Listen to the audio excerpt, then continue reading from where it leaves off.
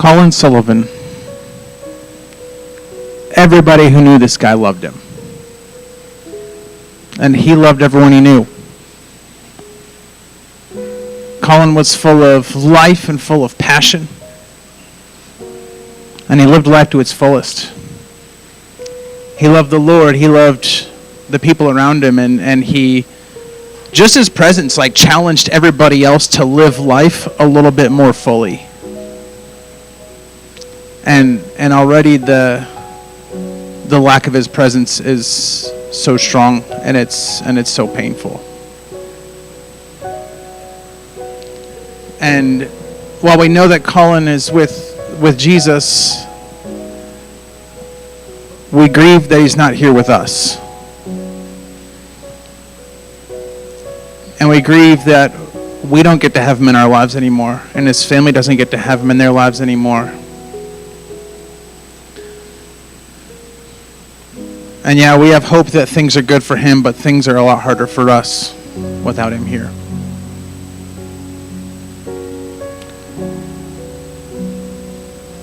In talking with his parents last night, the thing his dad kept saying is he had so much more to give. And there was so much more life in him, and we don't get to experience that.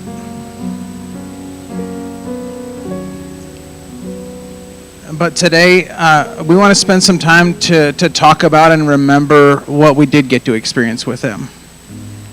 And to honor the life that he lived, and to remember the time we got to spend with him. So we have a couple of microphones up here. We're just going to have a time where you guys can come up and share.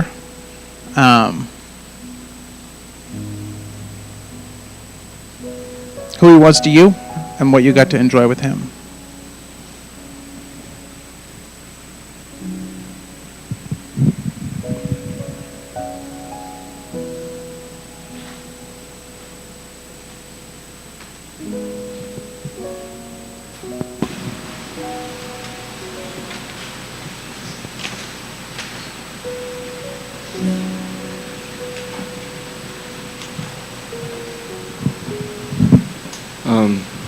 Hey, I'm Cademan. I was on Team Boaz with Colin.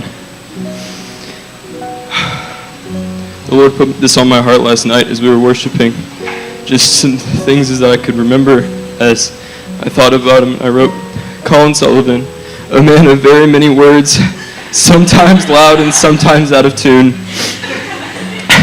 A man that I believe that all of us can say was a man after God's own heart. Colin was a light in the darkness, a friend that was near whenever you needed him. He was never not available.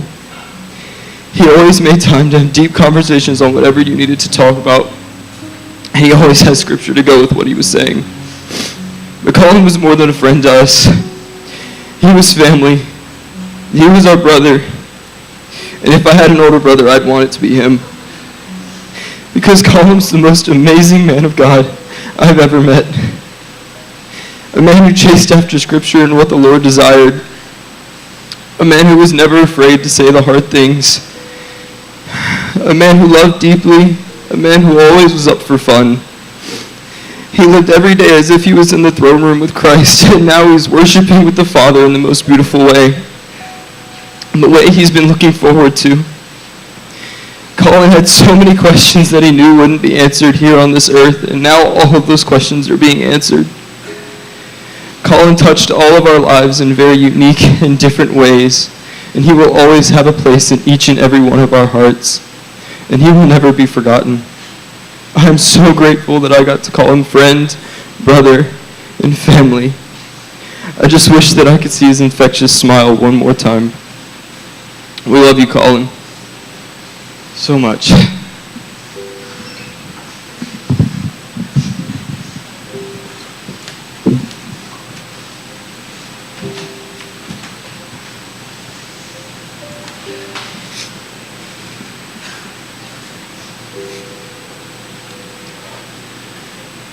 Dear Colin, I'm not even sure words can even describe how much you mean to me and how thankful I am that God placed you into my life. I was so blessed to have walked beside you and honestly cannot fathom what I'll even do without you. You and I were so connected, without a doubt, it went to the soul. If I was David, you would have been my Jonathan. We shared memories together that I can't even begin to start explaining to others. We shared a bond that goes so much deeper than friendship. The impact you made in me will be a continuation of you living on this earth. I know that you're more happier than you have ever been. And I'll always remember getting tattoos with you. More specifically, when I got my lightning tattoo. The moment you heard the meaning behind it, you were fascinated.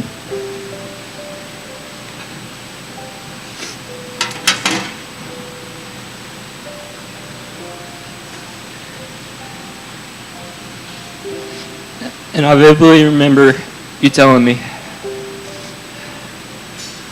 what it meant to be marked. Being marked by the storm. Being marked by God. And I'm always going to vividly remember you telling me how you were marked. And Colin Sullivan, you fulfilled exactly what you were marked for. The moments I got to see you fulfill your calling. Many people say that their calling is placed in missions, but it is beautiful when you told me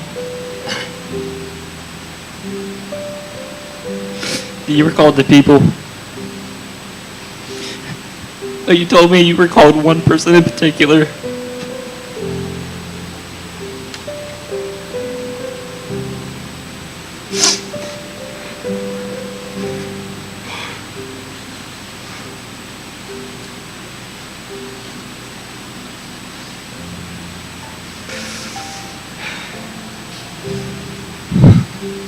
You loved Evelyn with everything you had.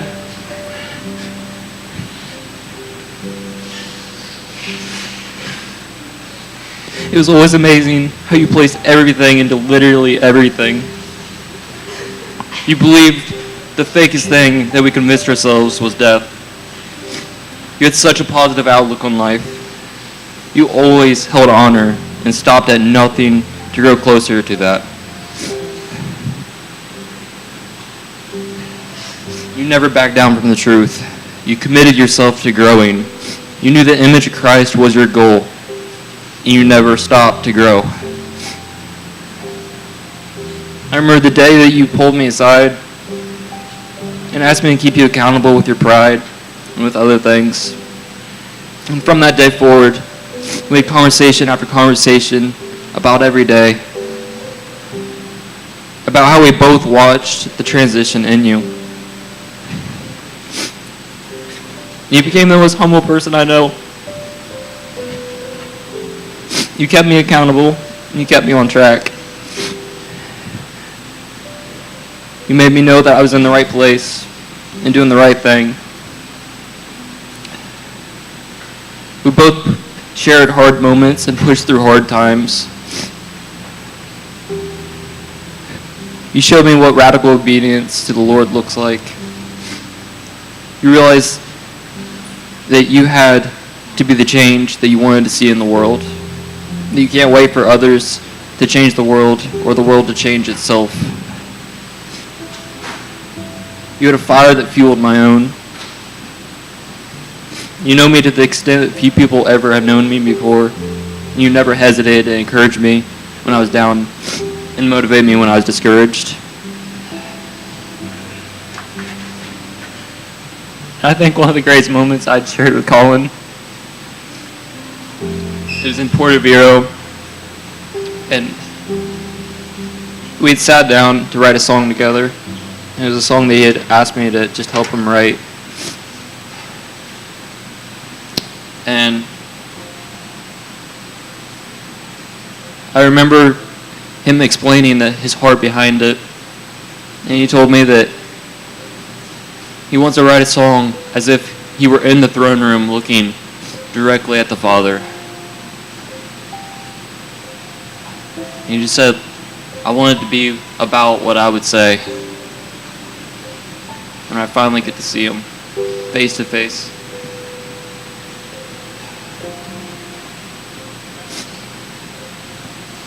And I know he gets to sing it for him now.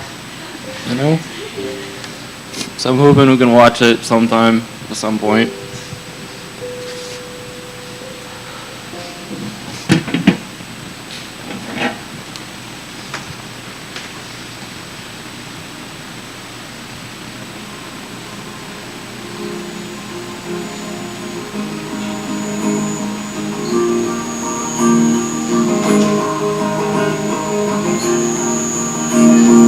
Worship all day, wanna worship all day, wanna fall on my face, give you my praise, right here I'll stay up, Lord, Lord, you're the King of kings, and it's all for your name.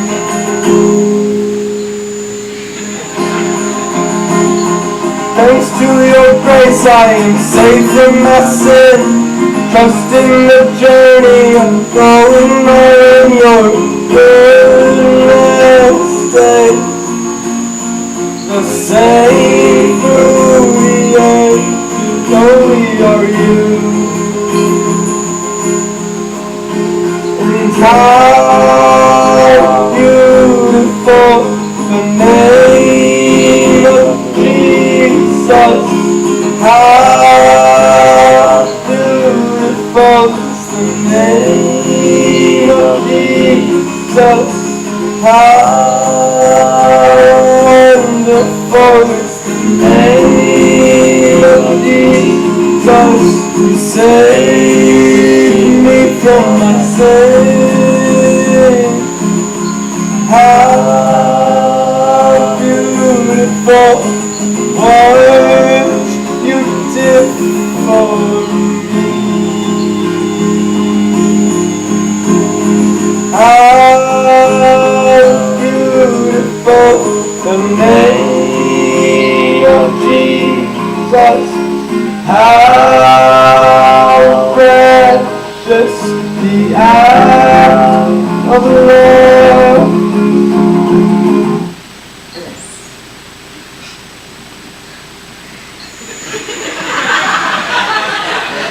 Worship all day, wanna fall on my face. Okay, the flow's off. Worship all day, I wanna fall on my face. I wanna give you my praise.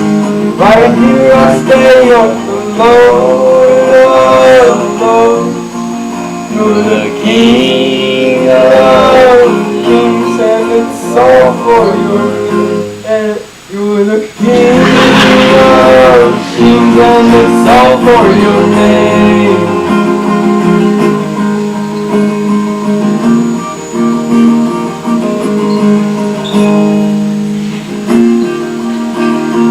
Thanks to your grace I am safe from my sin. Trusting the journey, I'm going on in your goodness days.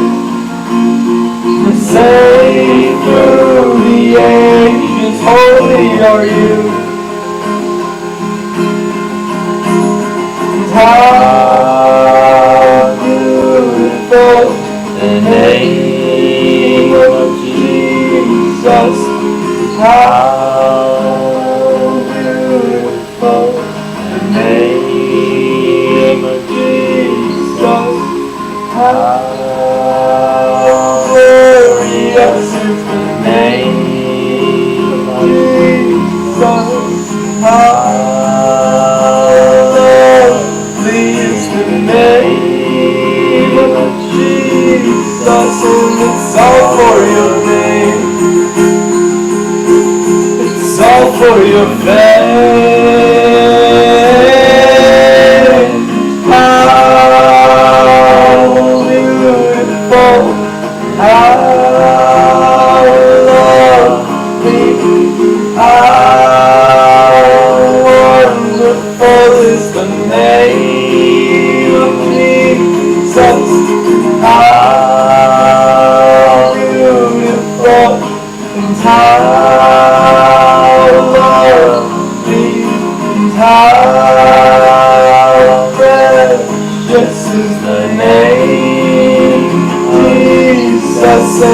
it's all for your name. It's all for your name. How lovely and how beautiful, how precious the name of Jesus, and it's all for your name. It's all for your fame. So thank you, Jesus, for what you brought to us. Thank you, Lord, for your endless mercy. Your grace is so new. Grace is so new. How beautiful, how lovely, how precious is the name of Jesus, and it's all for your fame. It's all for your name. How wonderful and how precious, how set apart is the name of Jesus. It's all for your name. It's all for your fame. How beautiful, how lovely, how precious is the name of Jesus. What was the line that I said? Instead of in, it's all for your name. What was the line that I said? It's all for your fame? It was all fire. It was fire. No, it wasn't that. It was. It's all for your name. It's all for your fame. Instead of that, it was something different. Should have written it down. It was like. Oh, it's because of your grace. Yes, yes. Because of your grace.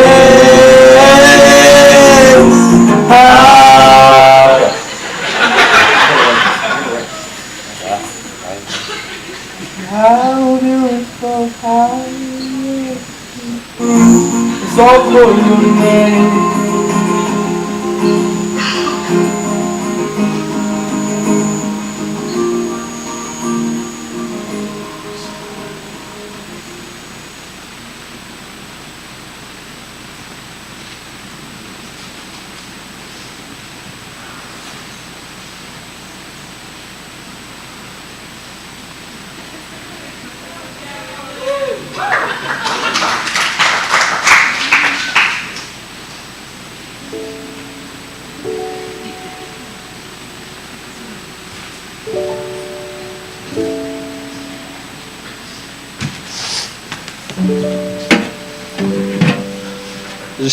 Today I just wanted to write him a note. Just because he was one of my dearest friends on the race. My name just encouraged me so much. I said, dear God, when I think of you, I see you smiling with peace and joy, and I see you being at the comfort of Christ. It's like the only image that comes to my mind. And I just think that video just showed it. Just like how much he loved Jesus and how much he loved us.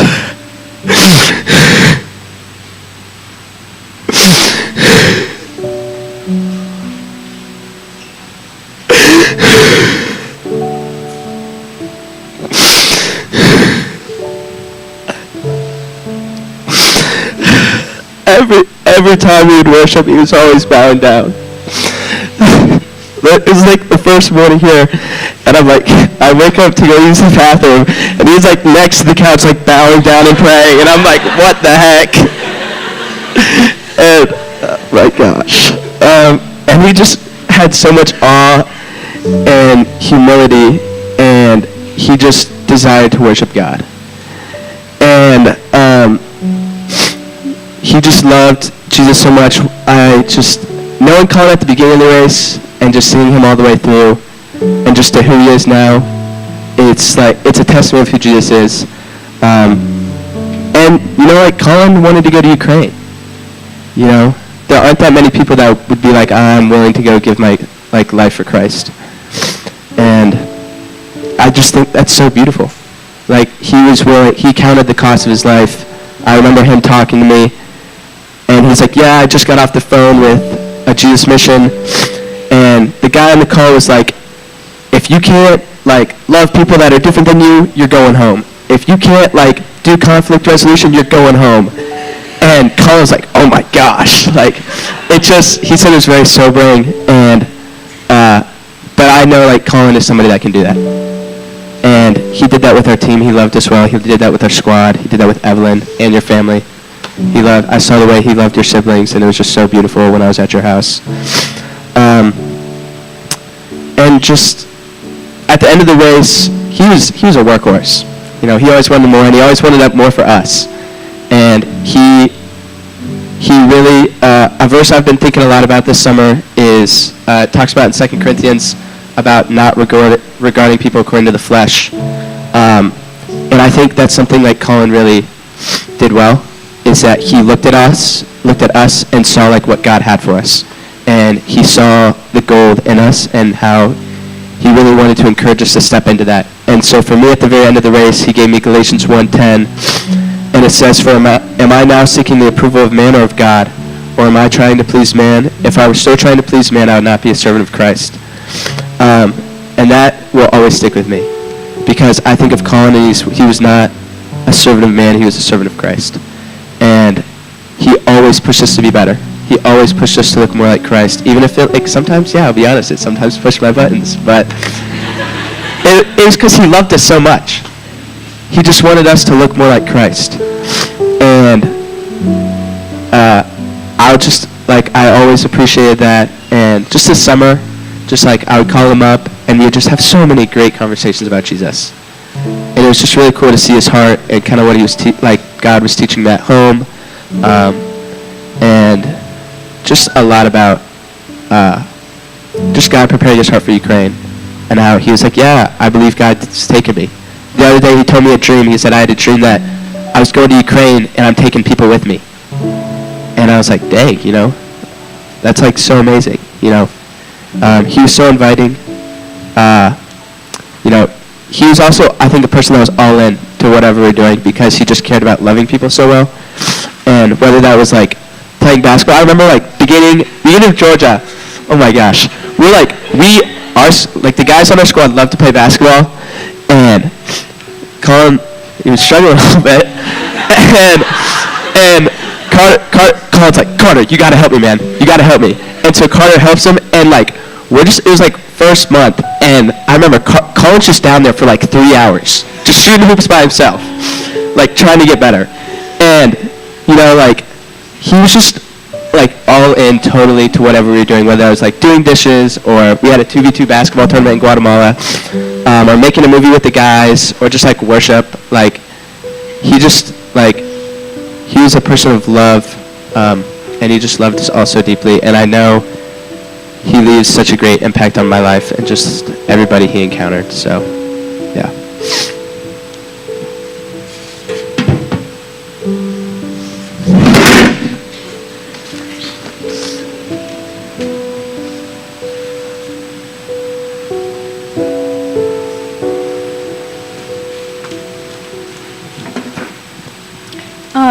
Is this thing on? Okay. I know everybody here probably knows about the process of feedback, and that was a hard thing for me to swallow coming onto the race. And when thinking about Colin, my mind goes back to this time.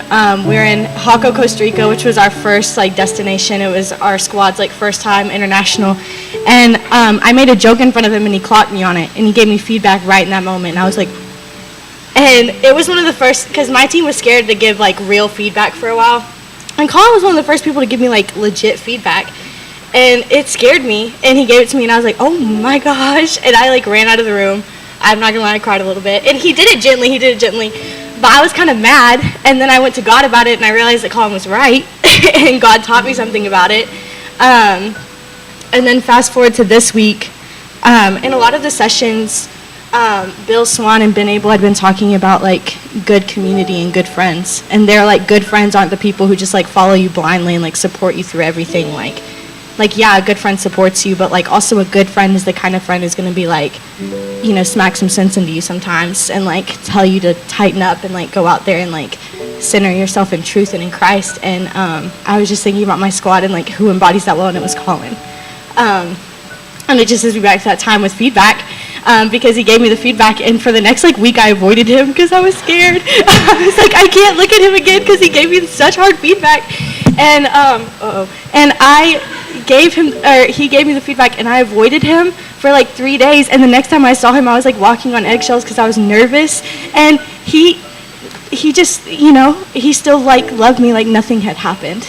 And he was like, he didn't look at me. I could tell, like, when he looked at me, he didn't see the feedback he had given me. Like, he was already moved past it, and he was already just, like, ready to see what else I would do. And that's just, like, that is a good friend, and that's the heart of the Father and the way that he loves us. And he embodied that so well. I have never met somebody who listens as well as he does. I was talking about this earlier, like, when he asked you how you were, he really wanted to know. Like, he was going to sit there for hours until you, like, had finished telling him how you actually were. And like as I was talking to him, I could see his eyes, like I could see in his eyes that he was like processing what I was telling him, and he was ready to come back with like another question to like dig deeper into it. He was the glue of our squad. He was our hype man. And he was just always the one to lift the spirits and center us. And yeah, knowing him and knowing his heart and seeing his passion plus the determination to actually put the passion to good use,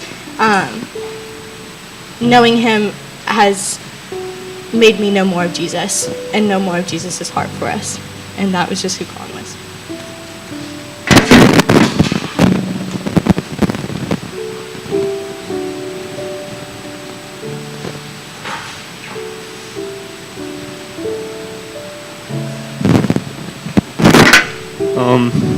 Is this thing on? Is it working? All right. Colin was one of my really good friends. He was the first friend that I made on the race when I joined. And I just love him so much. And I'm just going to miss. And I just loved writing songs together and just creating things. We made a movie together that was really fun. And it was a little terrifying, but it was fun.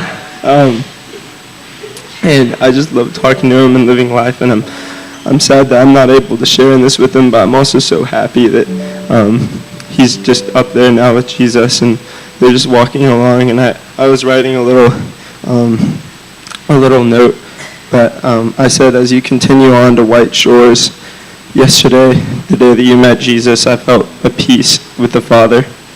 I think of Psalm 139:16. Your eyes saw my unformed substance. In the book were written, every one of them, the days that were formed for me. Yet as yet there were none of them. And then I wrote, Yahweh's arms are open.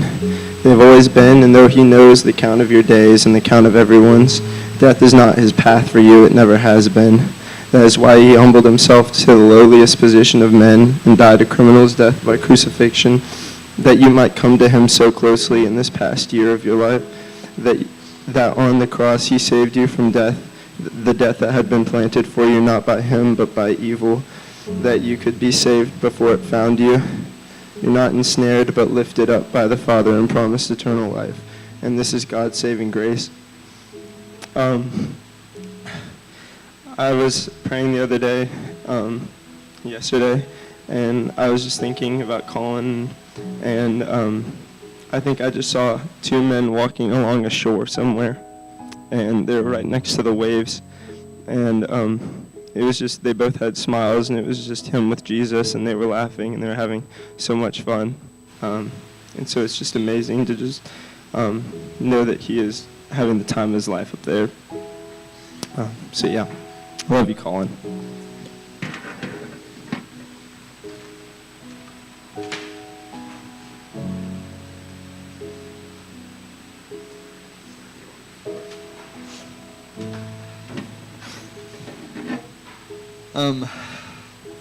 Just kind of as I've been like reflecting on Colin and what he meant to me, like the verse comes to mind a lot, and Colin is also very good at Bible verses. Dude knew a lot, but out of the overflow of the heart, the mouth speaks, and I just.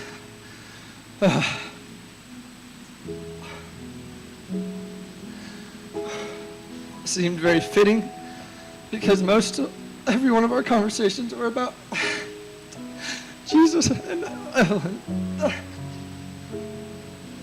in the weight room. Also,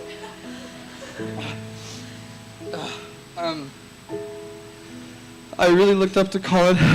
He pushed my buttons a lot early, and that's just because he wasn't afraid of anything. He wasn't afraid to hurt my feelings. He wasn't afraid to embarrass himself. He wasn't afraid to sweat like crazy because he was working harder than everyone else.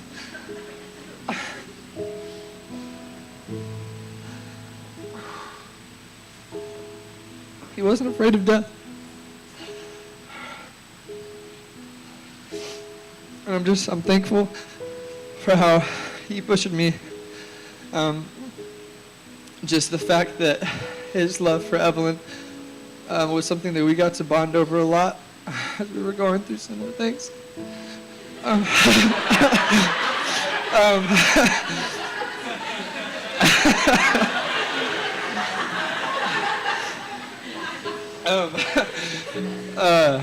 that just became a cool conversation for us, and things we agreed with and didn't agree with about AIM rules, but that's fine.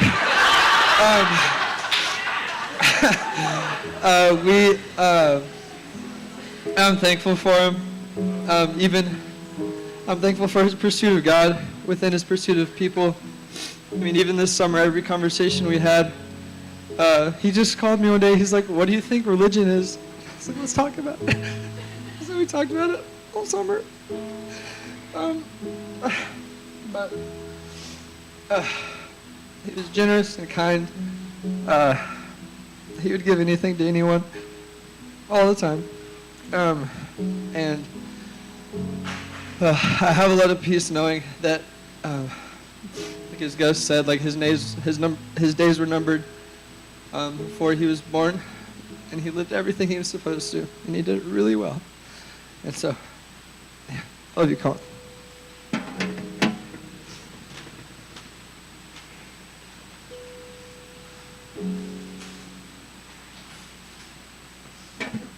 I'm just gonna sit.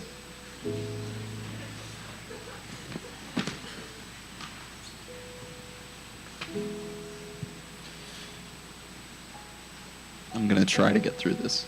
I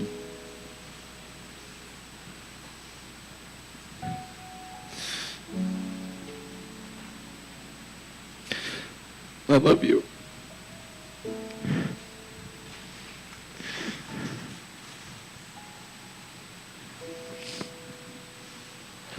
What?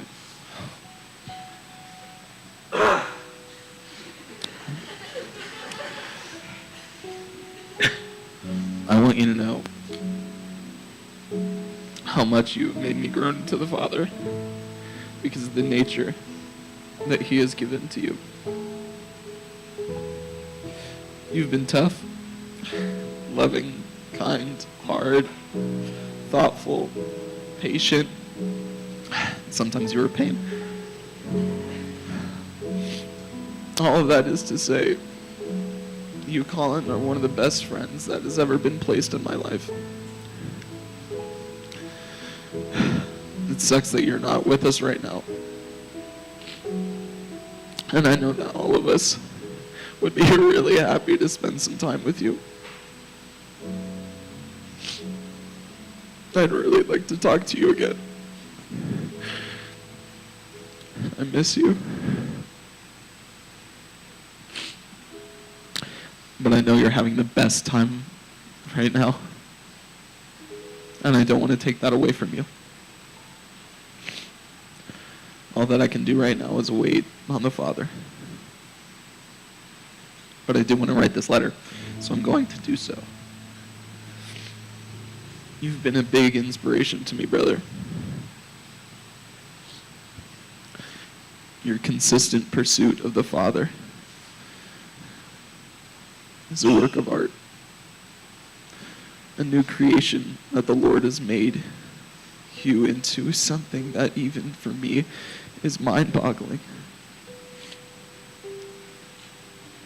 Your deep love that the Lord has gifted you is so special and heartwarming. I love you, Colin. I've seen the Lord's love in you a lot lately, and I just want to give you that feedback.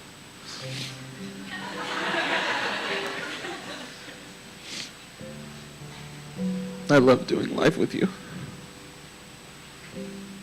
because how you kept pressing into the Father, and I know that you're still going. I miss you so much, man. And I don't want to forget what you've done. The thing that he consistently reminded me of. I looked this up earlier to make sure I got the right one. Therefore, if anyone is in Christ, he is a new creation. The old has passed away, but the new has come.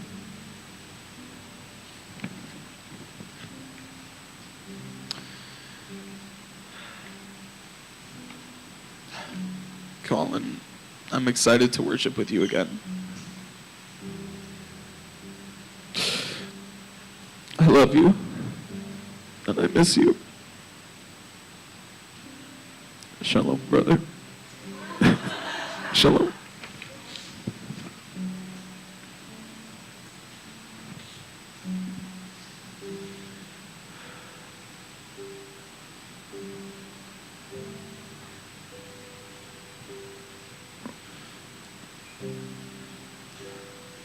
Every single day, he was an inspiration to me.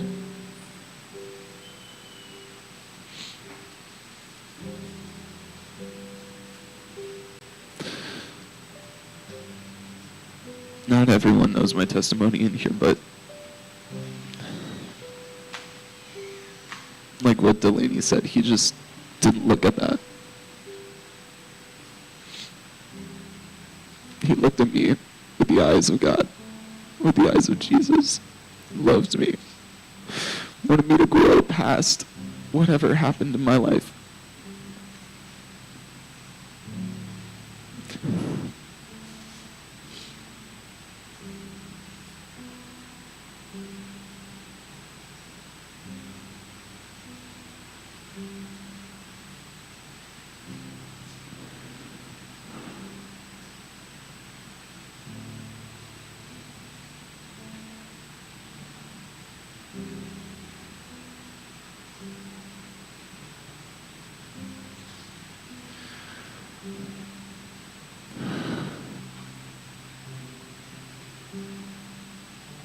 Thank you for raising him into the man of God that he was.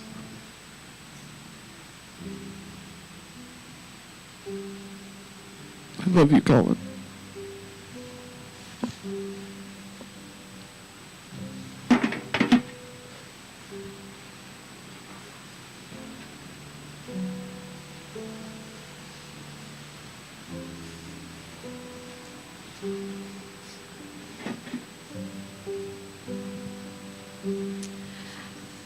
I remember at training camp, Colin was the first person I ever got upset with on the race. I remember he made a joke and it pushed my buttons, and I said something about it.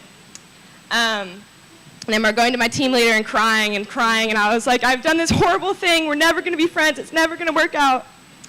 And she looked at me and she said, well, you know, Amelia, you don't have to say something every time. All you can do is you can pray for conviction in someone's life, but you don't have to be the person to change them.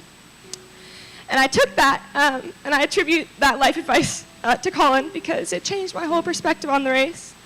And so I prayed, and the Lord truly did change Colin. And I got to watch as I walked out the race, just this incredible man of God that he became. I feel like people say he is definitely the hype man of the squad. He's the one who came up with our chant. Like when I think of Squad Wars, I think of Colin. And he put so much time with his little GoPro, and he'd go everywhere, and he'd be taking videos, he'd be in your face. And I hated being on camera, so there's some really awkward moments in those videos. And I'd be like, why'd you put that in there? But he just loved life, man. And he wanted to document it. And that's the heart. Is he wasn't documenting it for himself. He was documenting it for the people at home and for the parents. And he put a lot of work into those videos. I think some of the moments that I think a lot about, and I've shared some with my squad and since yesterday, but when we were in Puerto Viejo, we were doing evangelism, and I was scared out of my mind. I was like, I can't be here. It's dark. It's night. You know, there's drug dealers on every corner. Like, what the heck? And I just so clearly remember a guy offering it and saying, you know, what do you need? Like, offering him drugs. And he turned around, and Colin gets eye to eye with him, and he gets in his face and says, no, what do you need? And he kept saying, the guy looked so confused. His name was David. And the guy looked so confused, and Colin's like, no, like, what do you need? And the guy was like, what? And Colin was like, bro, like, I have a story too. Like, I've walked through this too. Like, there's so much more. Like, you don't have to be like this. And when the guy said, my name is David, he started being like, but David, he started telling me about David in the Bible. And he didn't back down. He did not back down. And I could see the wheels in that guy's mind turning. And I was standing there like, what's going to happen? Like, he just wanted to get you drugs and whatever. And he stayed there for a long time. And at the end of it, he just said, you know, I love you. Like, I don't want to see you like this. And I walked away from that, and that, like, forever changed my perspective, Colin. I remember thinking, I was like, if he can do that with so much boldness, then I can do that too. And I think throughout the race, Colin also became like a protector of the squad. And like for me, it was like I knew if Colin was there that I was safe and I could do anything, that I could go into any ministry situation, he would be there. And I think about in Africa, and I know we were on the race, so we're not supposed to do this, but I took pictures for him and Evelyn, because I'm a photographer, okay? I'll admit it, I did it, okay? But I'm so grateful now. But I remember we went out, we were on a road, and this car pulls up, and it's a car full of these guys. And they're just immediately just saying, you know, Evelyn and I, like, I love you, like, all this stuff. And we were all just like, but Colin was right there, and he was so steady about it, and he was like, what's up? Like, what, like, and eventually we got them to go away by saying I was engaged, I'm not. But I remember I didn't have any fear in that moment because I knew if anything would happen, Colin would take care of it, you know? In Africa, I got to have the privilege of being on a ministry team with him. And when I found out, I got really excited because although Colin and I were friends, it was like never someone that I'd like spent a lot of time with, and I was like, yes. And when I say ministry, I mean we went 2 hours every day to a tiny little place in the middle of Africa and just got to play with kids. And one of my favorite memories of Colin through that is that literally our care point was nothing, but there was like this structure and there was wooden beams. And he thought it'd be fun to start this game with the kids of picking one up and putting them on the beam and letting them hang there. Well, as you know, when you do that with one kid, it has to be done with the rest of them. And we were right next to a school, so there was like 200 kids. And he would just start going, and he would go, and he would go, and I had videos of it, and he'd put the kid up there, and the kid would dangle, and he would giggle, and Colin would be like, ah! And eventually the kid would get that fear in his eyes, and he was about to drop, and Colin would catch him. And he always caught the kid. Never once did he let a kid drop. I saw him do it so many times, over and over and over again. And that's just who Colin was. You know, he He put others before himself. And he loved others really, really big. And if there's anything that you ever needed, you could go to Colin. I think even about the night before last, I was sitting in here with a group of people, and he just came and sat down. And I was talking about boy problems. And he just sat there and he listened, and he joked about it, and he laughed about it. But he also was giving me such good advice. And that what everyone's been saying about Colin is that he gave such good advice and love. He wouldn't just let you stay the way you were. You know, he was really loving, but he was also very clear. And I think for the last 2 weeks, I did all the food for the trip that we did to Hilton Head Island. And I was communicating with him. I remember on the last day, I was texting him every hour, and I was like, I don't have this, I'm running out of money, what do I do? Can you pick this up? Can you do this? And he never missed a beat. And he was like, yeah, of course, I'll pick that up for you. And the whole weekend was so much fun, and his whole team got to be there. And Jason, who is their team leader. And I stand in awe of the goodness of the Lord in that. Because I can distinctly remember now, I have memories of his whole team being on the beach.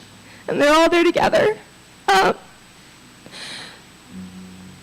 so I see a lot of the redemption of the Lord in all of this. As this past weekend, I just see the hand of the Lord.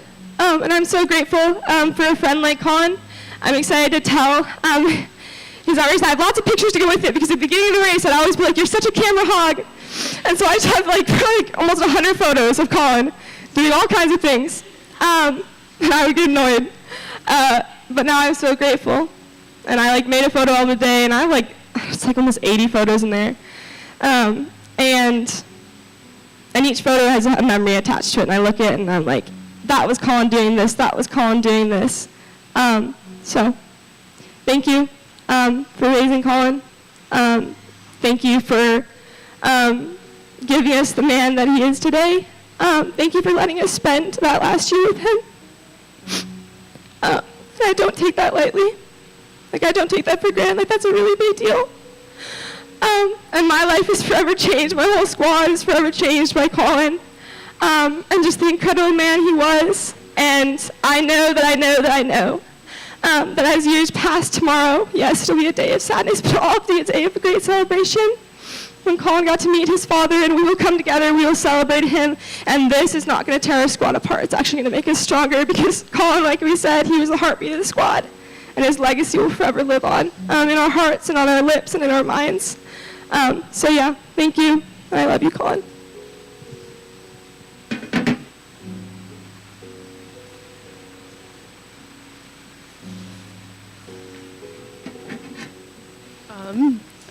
I remember one of the first weekends of the race. I was trying to sleep in my tent because I was super tired, as we all were. And I woke up to Colin singing right outside my tent. And I was so pissed off. I even made a TikTok about it. And because I did that all the time. That's what I love to do. It said, I don't know how all of these men are supposed to be redeemed when they wake me up with their singing on the one morning that I get to sleep in. And on my race, there was a lot of redemption through men. And boy, was I wrong. He redeemed so much for me. I remember once he helped me set up my tent after it flooded because I did it wrong. And by help me, I mean he did it for me and really taught me how to do it. So now I know how to set up a tent right, which is awesome. And he was just so humble and gentle. And those are things that I really needed to see in a man my age. And it was just so redeeming. And I'm so glad that I got to learn from him. So thank you for raising a guy who was like that and sharing him with us. And I'm just really grateful for you guys and him for everything that he gave us and that you gave us through him. Thank you.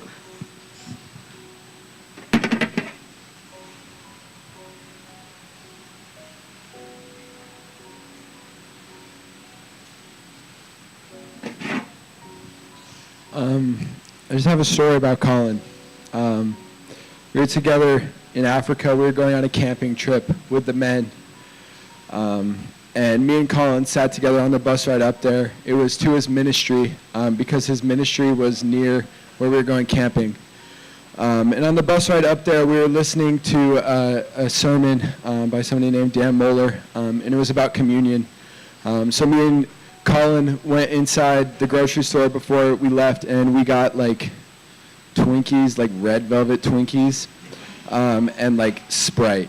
And we take it in the car, and we're sitting next to each other, and he's like, bro, let's take communion with this. So we're sitting there, and we break the red velvet Twinkie in half, and we crack open our like sodas, and I look over, and he's sobbing. And I'm like, bro, why are you crying? And he's like, I cannot believe I was worthy of a Savior to die for me. And I was like, what? And then I was like, I like look out the window, and then I'm crying too. I'm like, this is unreal. And then we got to go on this camping trip, and then on the walk back, we drove there, but we had like a 2-hour walk back, something crazy. So we popped in another sermon. We were sharing AirPods, just like sweaty, grimy AirPods. And just the whole walk back, we just got to talk to each other. And he just told me about how like he's just a new creation, and like over the course of the race, Colin was the most changed man on our squad. And I saw him grow so much in so many ways, and he just said so many times that day that he was a new creation. And I'm so thankful for that new creation and just what he brought to the squad, and just the blessing he was. Yeah.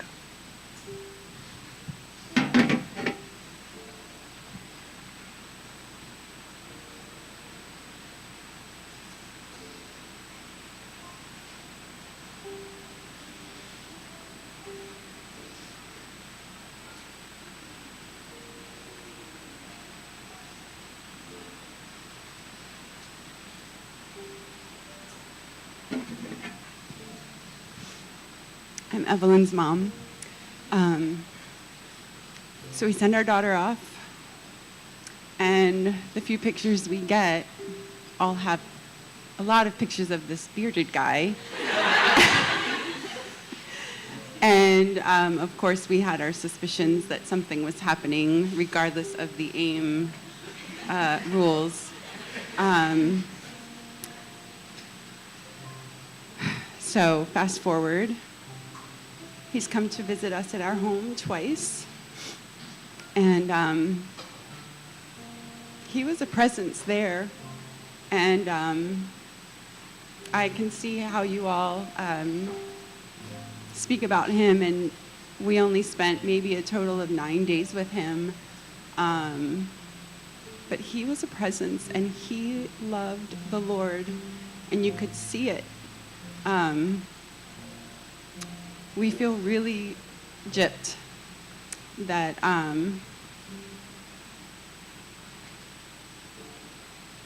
that we didn't get to know him better, and we're grieving for our daughter. We grieve for the future that we thought was starting to form. We have a Colin-sized hole in our heart that's bigger than I would have imagined. But we loved him, and we know he loved our daughter, and we know he loved the Lord.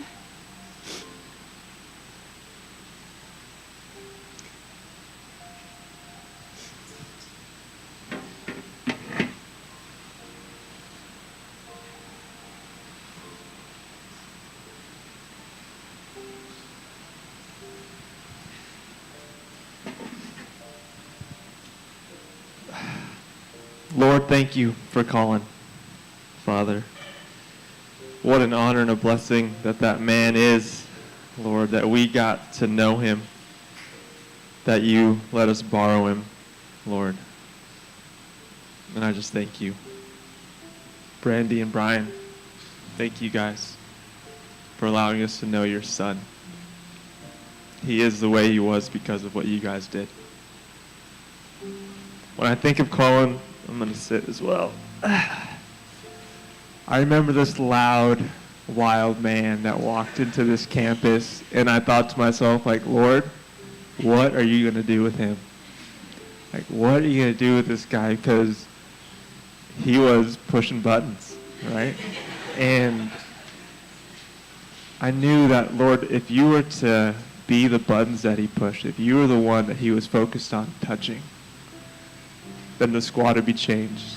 The ministries that he got to be a part of would be changed. And you guys have heard it, man. Colin, he rocked the world. And I remember thinking, man, he's got so many questions. He'd come up to me constantly during training camp, like, Lewis, what do you think about this? Like, well, what does this even mean? Like, well, what about this? What about this? And I was like, Lord, this guy's got so much hunger and thirst, and I know he'll be satisfied. And every time there would be a country break and I'd talk to him or see him, he was more and more and more like Jesus. And I was just so proud of him. But not only did I get to walk alongside him, and I was honored and blessed that the Lord would have me speak into his life and point him back to the Father, but Colin was my friend. Colin was a brother, beloved son, lover. And we're going to miss Colin. There's no doubt about that.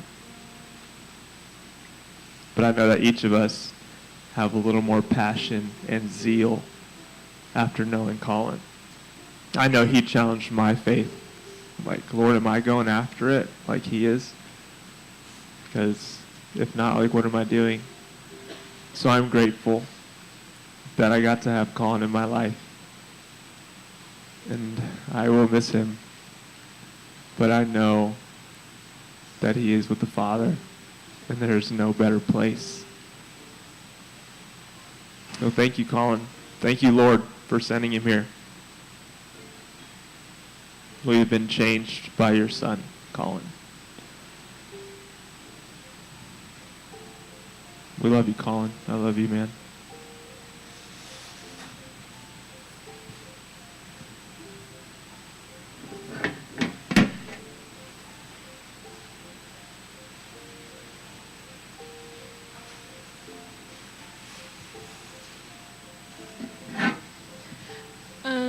I remember my first interaction, my major interaction with Colin at training camp. He made me, like, bawl.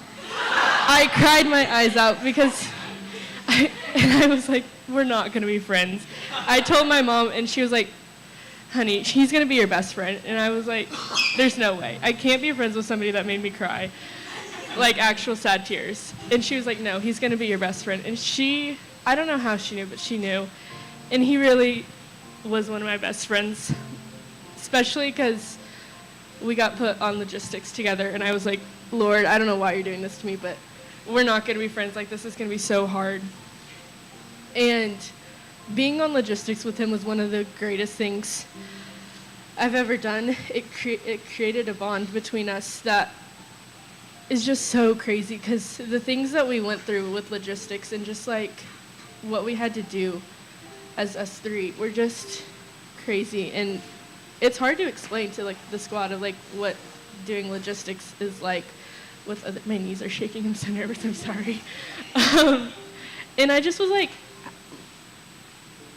Colin is just like, he was one of my best friends from the race, and he, like everybody's been saying, he just encouraged me in so many different ways and just created a space for me to be like true to myself. And I would leave a conversation with him and feel encouraged.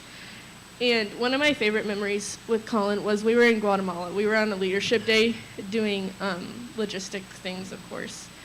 And we were like, we finished it. Well, I don't think we actually finished it, but we were like, we have to do something else more fun. Like, all we do is business. It's not fun. And we were like, let's go get our nose pierced.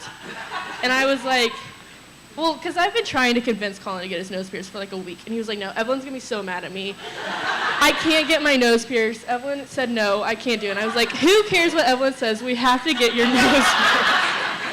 And he was like, no, I can't do it. And I was like, we have to. So Gretchen got her nose pierced with him. And I was like, Colin, this is your time to shine. Like, everybody has to get a nose pierced once in their life. It's like my big motto right now. And he did it. And he was like, if Evelyn's mad at me, it's all your fault. And I was like, if Evelyn's mad at you, she's mad at me, not you.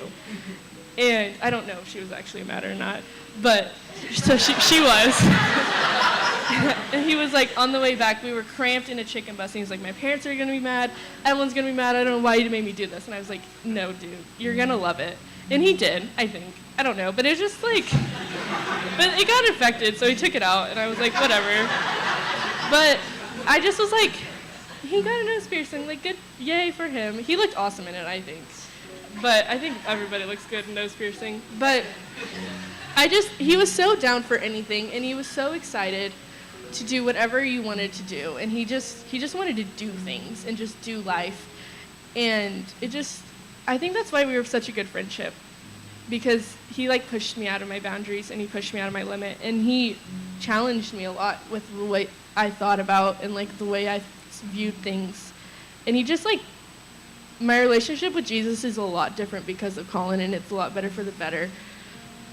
And I'm really gonna miss him, like, a lot, because he was one of my best friends. And it's crazy that we became best friends because he made me cry the first time. But I think he was so good at being himself. And we haven't really talked about this on here yet, but he would always sing. And in the beginning, he was learning guitar, and it wasn't very good for a long time. He couldn't play guitar, but he thought he could play guitar. But out of the blue, he got really good, and we were like, Colin, you just keep doing what you're doing. And it was just so good because he was always singing, he was always playing guitar, and it annoyed us a lot. There was times where he was doing it, and I'm like, this is probably not the best time to be doing this right now. But he did it anyways because he was doing what he loved, and he was doing what he was passionate about. And he's such a hobby-oriented guy. Like his thing in Costa Rica was surfing, and his thing in Guatemala was his guitar, and his thing in Africa was Evelyn. I mean, he has... I'm so sorry. I'm so sorry.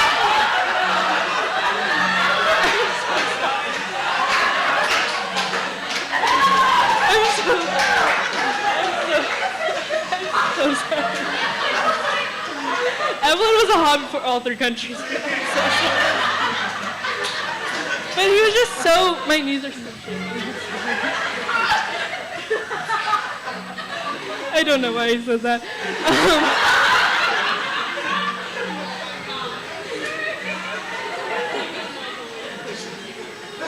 But he was so hobby oriented, and he loved Evelyn with all of his heart. And another thing about Colin, as I'm remembering, every time he had service, every time we were at a coffee shop, he was always texting in his family group chat, and I would read over it, and he was just updating them on their lives and updating them on just like the Lord was teaching him. And I was like, I've never seen somebody our age texting his family group chat as much as he did, and like actually like pursuing his family and like pursuing the relationship with them. Like, I don't even do that.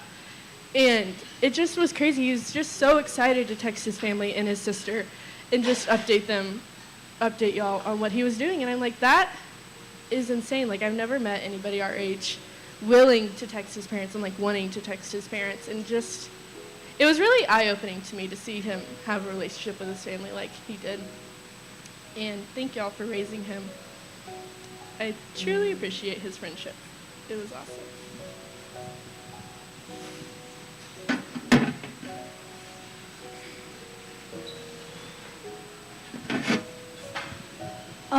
When I first got on the race, it was really cool because I met Colin, and he immediately reminded me of my older brother. So to me, it was like I'd been put in a new environment, and immediately I just had a comfort from home. So I just really appreciate his presence and his friendship because it brought me a lot of comfort. In the beginning when I didn't really know anyone, I didn't even really know him, but his presence was enough. And I just continually look back and think about him, and I've never met anyone that comes into a room and just contagiously fills it with joy. Whether that's a goofy joke or his laugh or smile or him making music or whatever it is, it's every room he was in, all I see is joy. And I just was continually amazed by his ability to bring joy and to let it be something that impacted all of us. We didn't just like sit there while he was joyous. He like filled us with joy also, which I just think was so amazing. I was trying to think of what story to share because I feel like memories have been flooding through my head this whole week. But something that I also got to do ministry with him in Africa, and we had super long drives. And something I was thinking about a couple minutes ago was how he was reading this radical book literally every day. We had so much time, and that was what he chose to do with his time.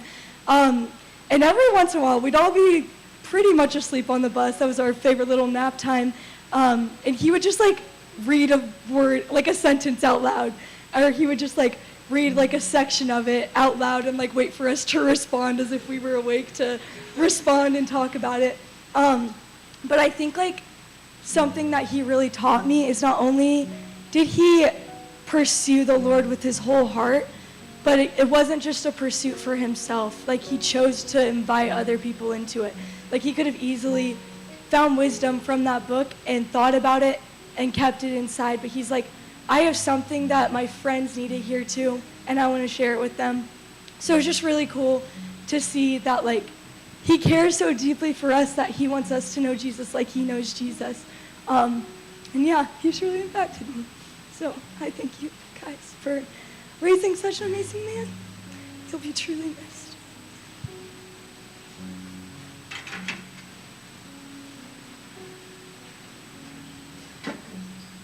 Hi again.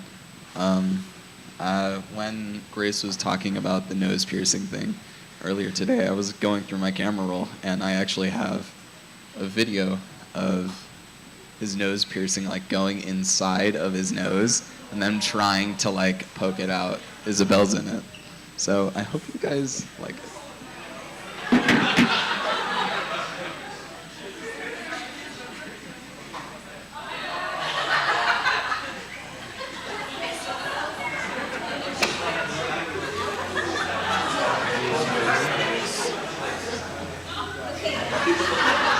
Did you not see this happening for the last... When I die, everybody needs to... This is why I'm not getting the nose ring. It's too stressful. He put his nose ring in his nose.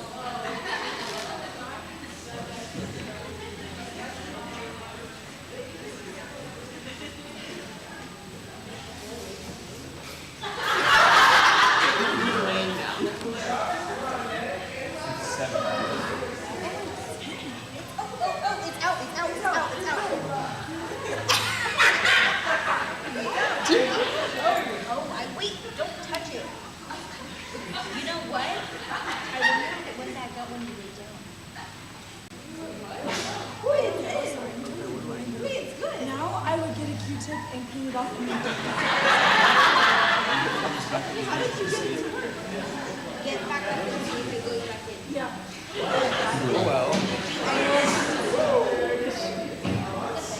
No, you're good. You're good.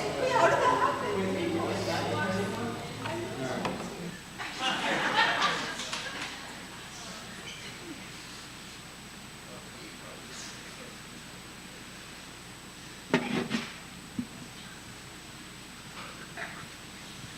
Oh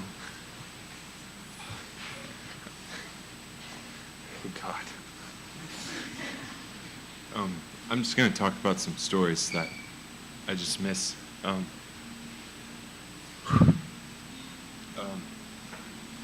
In Guatemala, the two men's teams were separated into two rooms, and Colin, he would just come into our room and just like open the door and walk in like he owned the place and take a circle and walk right back out. And we're like, what the heck? Like, what is he doing? And sometimes I'm a pretty clean guy, and I'm kind of protective of my space, and I would walk in and I would find Colin sitting on my bed. And I'm like, dude, get off my bed. But yeah, I would let him sit on my bed now. And he would also try to give me hugs when he was sweaty and gross. And I would like just shower, and I'd like, dude, have you showered? And he's like, no. And I'm like, I'll hug you when you shower, bro.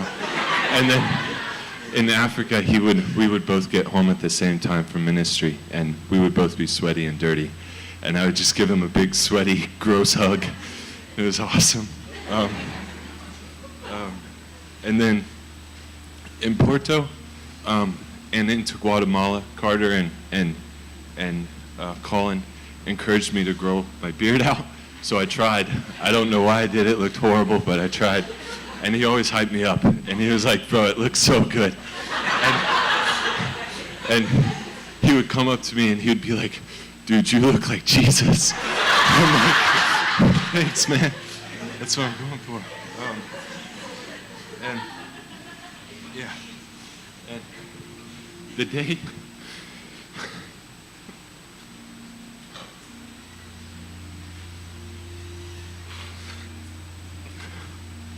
day that I get to go home to Christ, it's going to be sweeter now because I'll get to go home to Colin as well.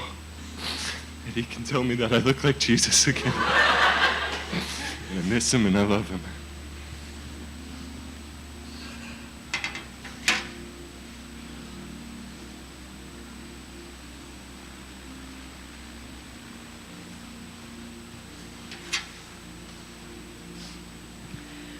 As I've been reflecting over the last 24 hours, my mind has been flooded with so many different thoughts of things that Colin told me and memories that I have with him. And I think that one of the best, most simplest ways to describe what he was to me is he met me where I was at. And he was one of those few people in the squad that I felt I could be the most myself around. And my friendship with Colin also gave me my friendship with Evelyn, just like my friendship with Evelyn also gave me my friendship with Colin. And the three of us, we have some crazy stories. He was never afraid to just pull me aside and ask me the question that the Lord put on his heart. I think back to Guatemala, we got done with activation and we're sitting there at lunch and all of a sudden he's sitting there like asking me questions and I knew. At first they were like surface level, but I was like, I looked at him and I said, Colin, did you come over here to tell me something? And he's like, yeah, the Lord told me to come over here and ask you some questions. And we just sat there and he challenged me. And I am so thankful for the ways that he's challenged me because it's changed my faith.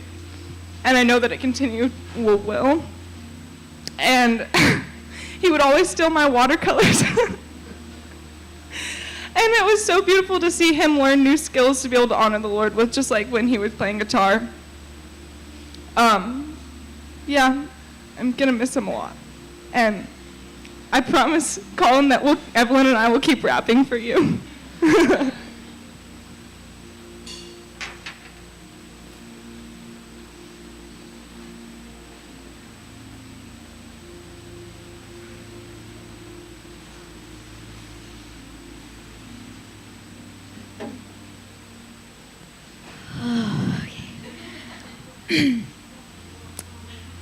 I don't really know exactly what to say. I don't know, it's hard to know what to say.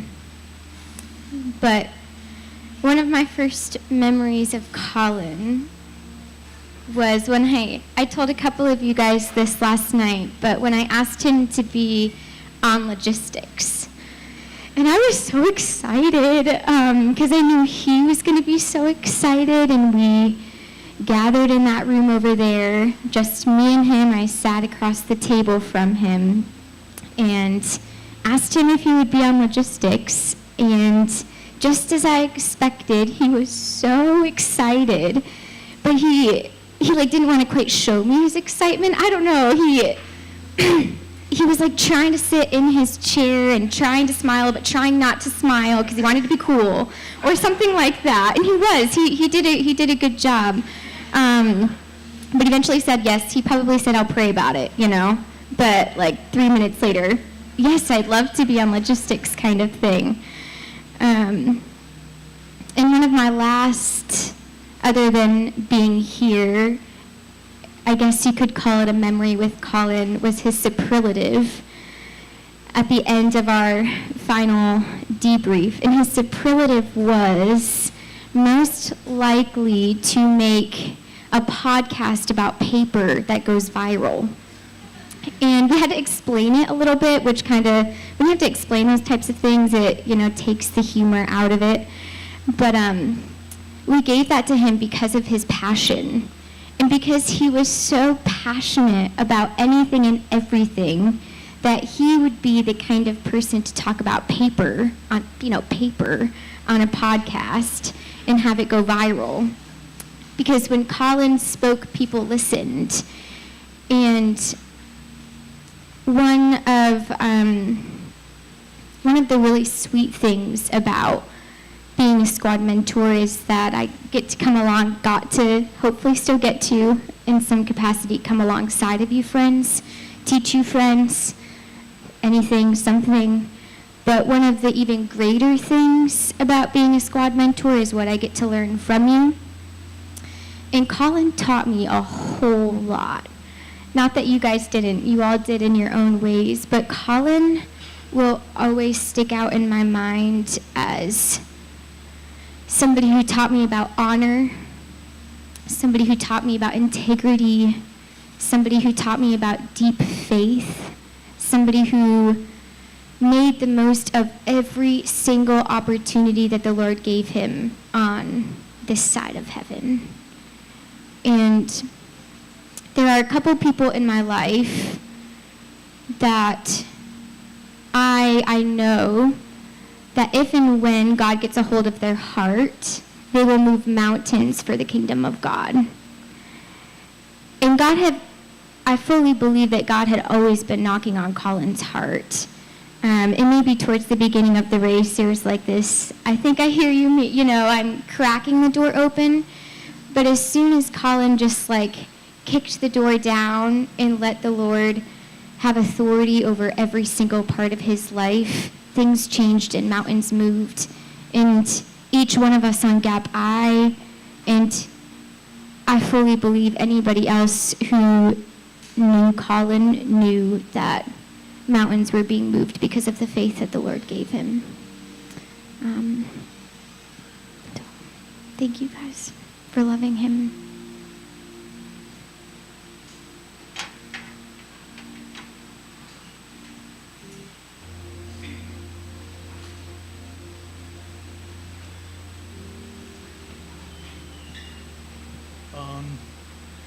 Starting out, I love Colin a lot. At the beginning of the race, him and I did not get along at all. We butted heads very frequently.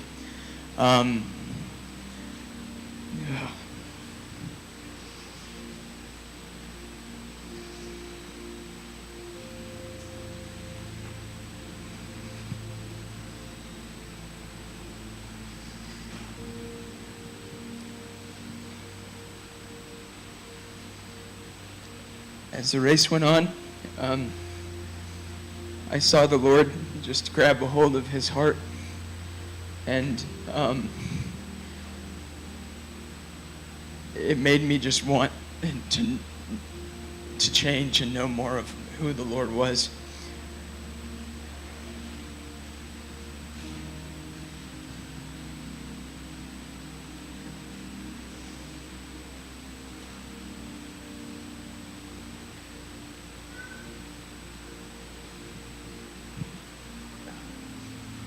Colin was always someone you could talk to, and he literally always made time for you. And I looked up to him in every way.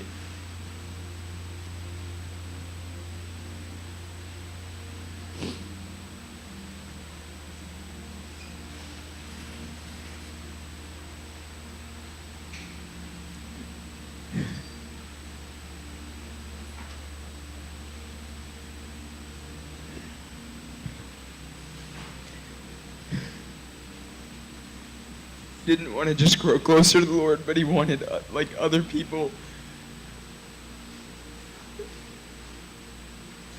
to know the Lord in the fullest extent.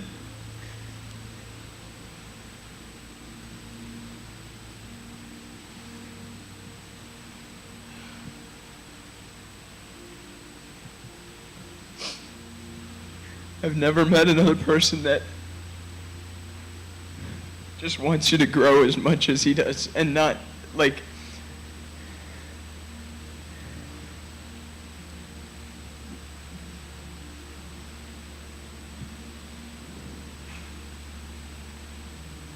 not just grow in like a personal way, but grow to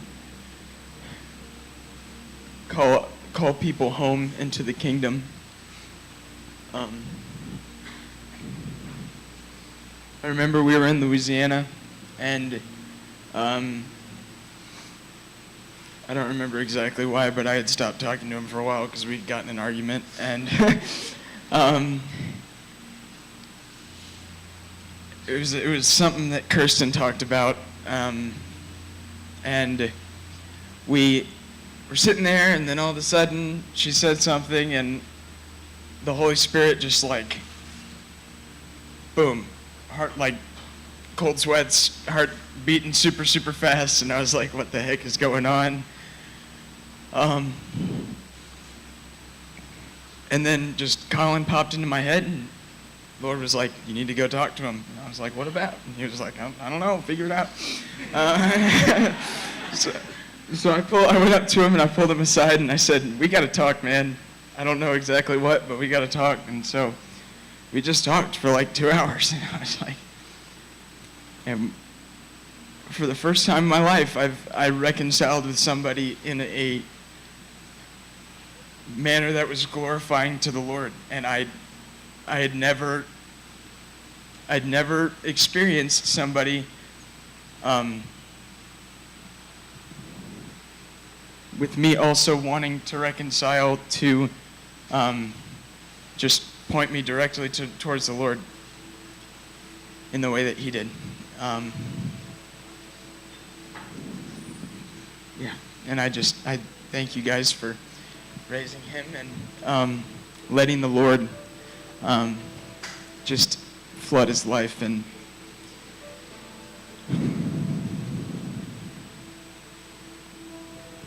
yeah, I love you, Colin.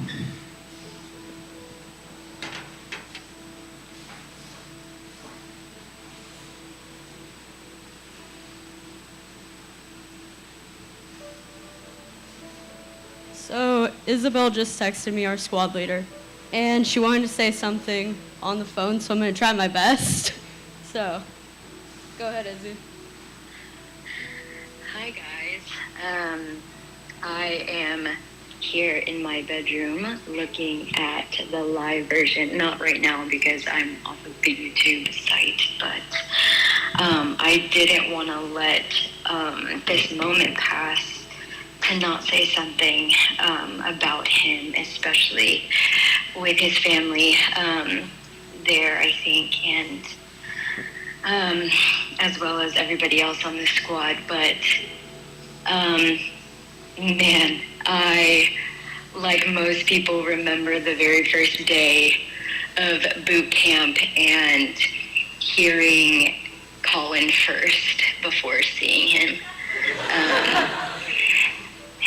You definitely knew that he was in the room when he was chanting the Gap I, whatever cheer. And I think what I love the most about Colin is it kind of what Kaylissa said was, it didn't matter who you were. You could be the shyest person in the room, but he would bring you out of your shell, whether you liked it or not. And I loved that about him because he, like everyone else has said, he was like the glue that like brought everyone in a type of unity way. And that was awesome to see. And then that same passion, that same boldness that he had within everything, whether it be cars or, I don't know, something random that he was into, I saw quickly develop into his passion and boldness for Christ. He was so passionate about becoming more Christ-like every single day. So much so that I think maybe once a week, starting in the beginning of Hako, he would find me and be like, so what is the Lord teaching you this week? And I think for about every other week, we would talk about what the Lord was asking of us and teaching us throughout that week. And he challenged me. He challenged me so much, and I loved that. I loved that challenge because it didn't matter. It didn't matter who I was. He was able to have a conversation with me, friend to friend. It never felt like a leader racer type relationship, but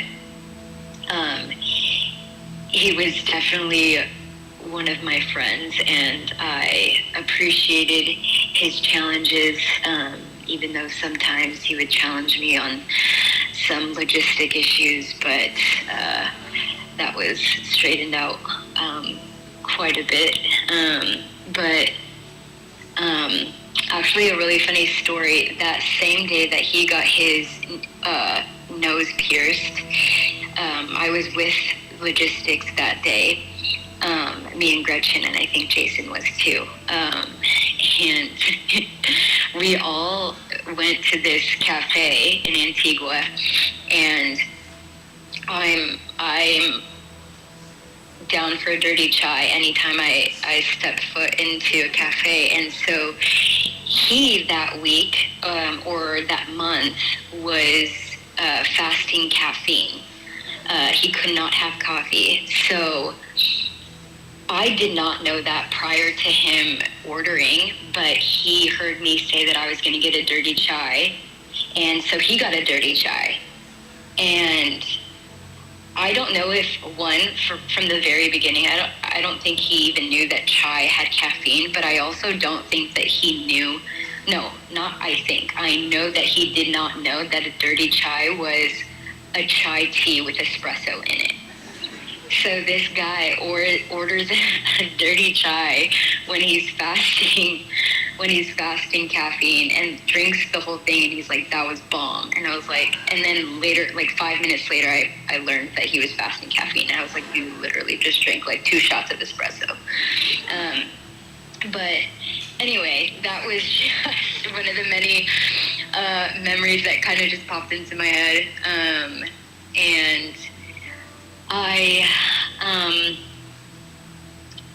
I know from the very beginning this man was in such deep pursuit of Jesus.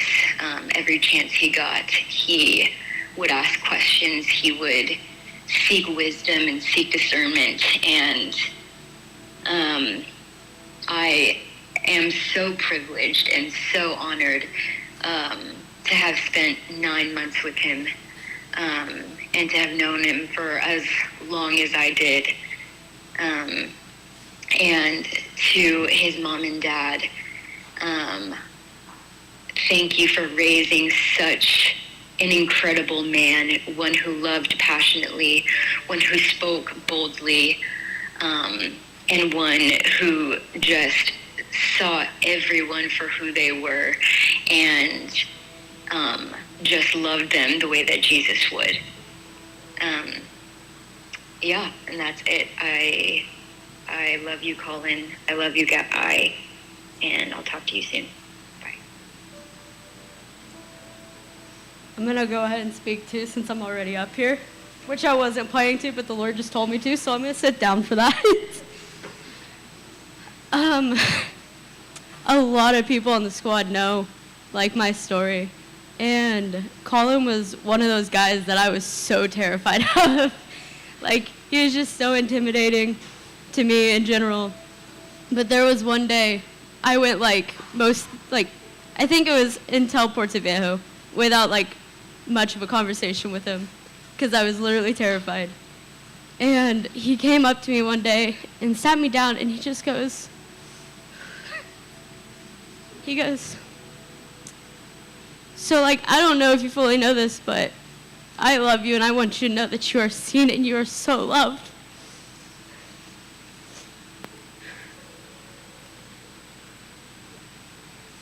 And I got to know him like so much closer after that. And then I got to see him with Evelyn. And I got all the beautiful sides of hearing Evelyn literally walk in the room and say like, oh my gosh, like he is just so amazing. And she was like head over heels for him, and we knew it from day one, but she wasn't too sure. Like she was trying to hide it. But there was one day that Colin walked out in the field of Guatemala to her, and I looked over at Cassie and I just go, that is literally the couple of the year. Like they are the ones. Like you can tell they're so in love. And he pursued her with everything he had the same way he did Jesus. And it was just so beautiful to watch and just to be there beside them for it all. And there was one day in Africa, he came up to me and he just asked like, how do I love her? Like to the best of my ability, how do I let her know that like she is everything to me? And it was so beautiful to see how much he loved her and cared for her. And not only that, but also the guys, because the guys, like he would come up to me and he would say like, I don't think I spoke this clearly when he gave them like feedback or anything. And he would legit ask me like to pray with him to figure out how to like solve so many issues, because he would get in so many fights because he was so stubborn. And I think my favorite memory with him forever will be whenever I was changing the strings on his guitar with him on the last like week of the race. And the whole time we're changing the strings of the guitar, I'm trying to like show him and then letting him have the opportunity, but the whole time he wouldn't just stop talking. He would ask so many questions, and it got to the point we had to stop because we were just laughing way too hard at the fact that like I couldn't even speak because he was just asking so many questions. And he did the same thing with the Bible. Like there were so many times in the van ride, like in Africa, because I got to be a part of that amazing ride with him. He would just look over, and if I had earbuds in, he would like full on push me over and be like, I have a question. I would just be like, okay, ask, I'll answer, like, what do you have? And it would be like every single day, and it was so beautiful. And I just want to thank you two so much for allowing us to have that last year with him and just to really grow with him. Thank you so much.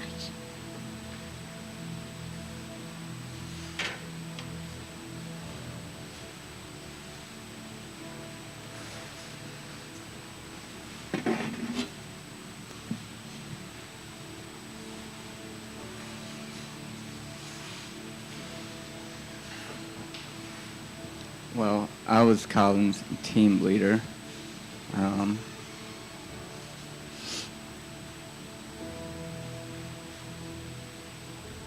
So you heard all these stories about how he was very stubborn and prideful and just did not back down from anything. So I always heard both stories from Colin and the team leaders and everybody else. So that was always very interesting trying to go about with that conversation with him. Yeah, just a few things about Colin. Throughout the race, I remember in Porto we talked about at least every week, and he would ask me the question. He would be like, how can I be a better person? How can I grow closer to the Lord? How can I love the squad better? And I have seen a man who, in the beginning of the race, tried to do it on his own will to doing it through through the Father's love. Like he is going from trying to control everything to giving everything to the Father. And even this summer when me and Zach hung out with him and Evelyn for a day, and he had that same fire. Talking to him,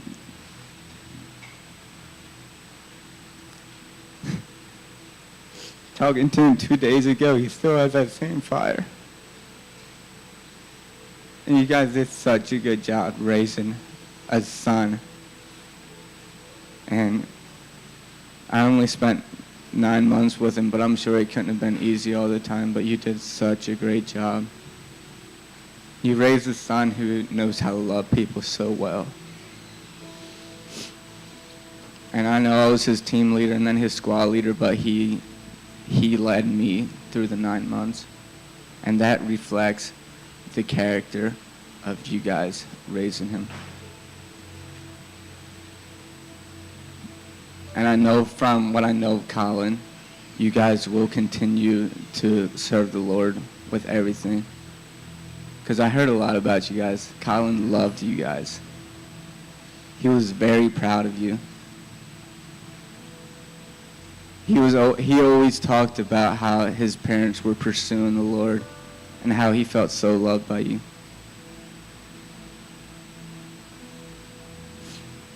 So yeah, thank you for letting Gap I be a part of Colin's life. For giving us the precious 9 months we have had with him. Yeah.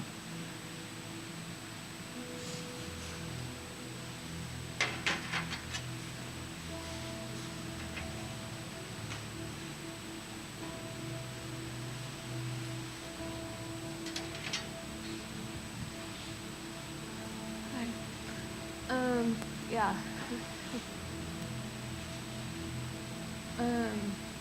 This is.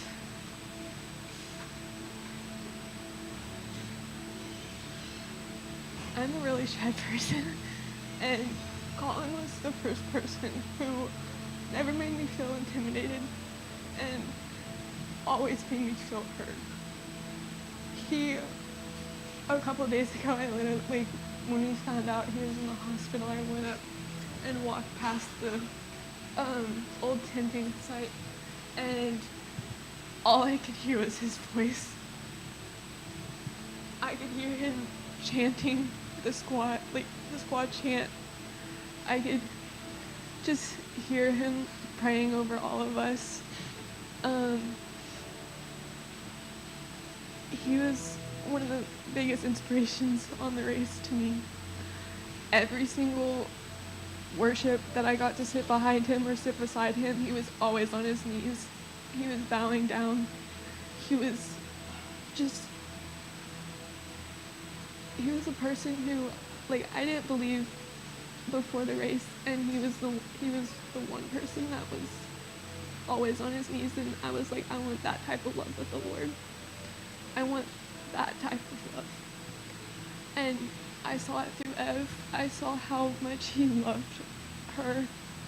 I got to have a conversation with Ev about all of her greatest qualities in a man, and that he fit every single one of them. And I got to experience a lot of them with her. And it just, she told me yesterday that he was always rooting for me and always interceding. And he was always interceding for everyone.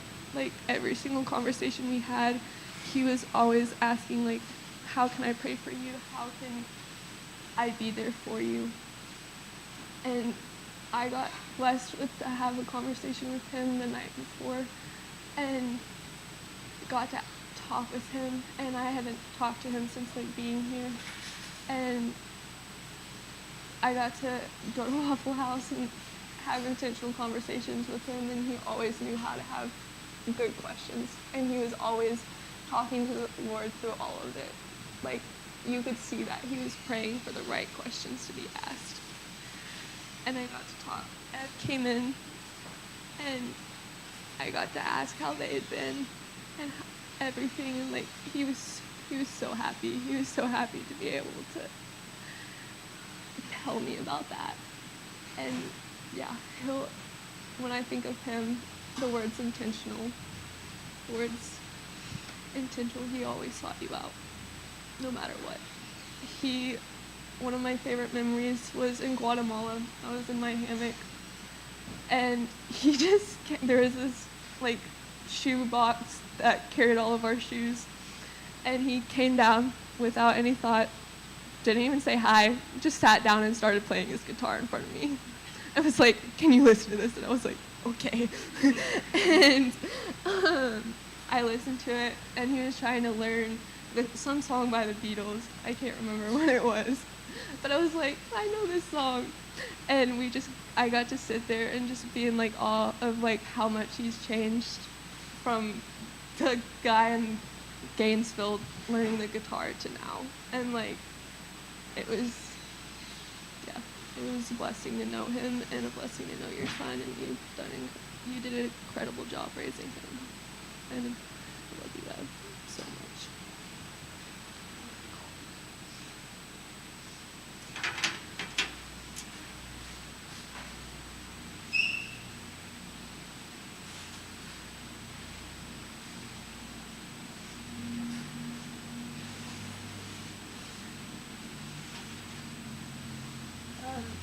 When I think of Colin, I think of just the most supportive person I think I've ever met, and just passionate person. And like even from the beginning of Gainesville, I like make videos, and he'd be like, "Emily, post it. Come on, you got to do it." And I'd be like, "I'm nervous," and then he'd like share it to all his platforms and be the first comment, and like he just inspired me so much to like go after what I love and go with it with like all of me. And just like little moments, I'm a very competitive person, and he always just matched it. So I'll be like even at Hilton, I was like, "Guys, I'm bored, let's play games." So we just ended up playing baseball in the water, and it was just so much fun. And he's just always able to bring like such passionate fun to everything. And I had this conversation in Porto with him, and he like sat me down for 2 hours and just asked how to love Evelyn best. And he just like loved you so much, and all he wanted to do was love you like Christ did. And I was inspired by him, and I always will be inspired of his example of how Christ loves and how he seeks to love us with all our hearts, yet like bring us closer to him in the process. And I know like that I'm like confident that as you go on, like the love that he gave you and left you will not go void. And like, yeah, to all of us, he was the heartbeat of the squad and the hype and the body. And like, as much as he loved us as a body, he also like was so crucial into it. And I'm excited to see how like his memory will go on through each and every person. But yeah, and one memory I have with him was I got a tattoo, and it's all in, and it's on my wrist, and I got home, he was like, "Emily, that's so cool, like, I love it, like, all in, woo," and I was like, okay, and then later on in Guatemala, he actually ended up being me for, like, we had this, like, switch-up day, so, like, everyone dressed up as someone, and this man got in my overalls. They were, like, small overalls, and you'll see a video of it, and he, like, came up, goes all in for that, too, and he writes it on his wrist, and he was like, well, it works out. It was the funniest thing ever. It was definitely a very interesting sight to see. I don't even know how he got them, but he did. But yeah, he truly like put all into everything he did, and I like that I have a reminder of when I don't know how to be all in, I can look to see how Colin did it. And even when I don't want to do things, I can go without fear, because that's what he would do. And I also just like loved getting to be so close with you too. And it hurts my heart so much, but I'm always going to see him through you, Jeff. And I love you. And I love Colin.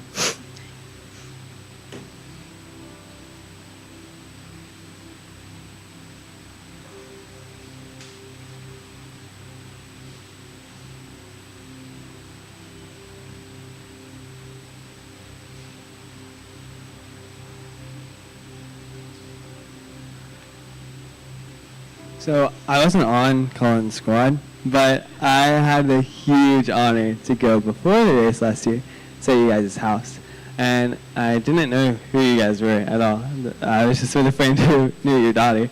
And so I got there and walked in, started talking. He's like, "Hey, I'm doing the race this year." I was like, "No way, I'm about to team lead." And I was like at the point where I was like super, super nervous to like go team lead, because I was like, I've never done anything like this. Like, what in the world? And yeah, I just got to go like sit down and talk. Oh gosh, yeah, like sit down and have a lot of just really good conversations. And I was like, Lord, like, am I even where he's at all in my faith? Like, and I just like did the race, which is like, and I'm just completely transformed, and I'm like in love with you, Lord, and like seeking to live for you. And now I'm like looking at this man who like is about to start this transforming process that I just like went through, and I'm like look at him like, what, like what? And so I got to spend, I think it was like 2 days with you guys, and I like, it's like you could see everything just on his face, just the passion, the love. That like he was so eager. He kept talking about the race, like because it was like right before, and he's like, I am gonna just change so much, and I cannot wait for all of this, and like all these things he was like stoked for. And I was like, dude, like seriously, like look in the mirror though right now, like he like it's so cool hearing about you all talk about where he was, like all the transformation, all the change, and it's so cool because even before all that, like he was just a beautiful man of God, and like I like yours and his relationship has inspired me a lot of like what I want with my father, because I have seen so much of like the way that you guys just like love one another, the way that you guys choose to have like hobbies together with one another. Like you guys are just like, yeah, it was beautiful to watch. And then later on in the week I got to go camping with him, and we just sat in a tent for like a couple hours and just talked, and all he wanted to talk about was the Lord. Like all he wanted to talk about. He would be just throwing on the most obscure scriptures and like, what do you think this means? And like this is what like I'm getting from this and this and this and this.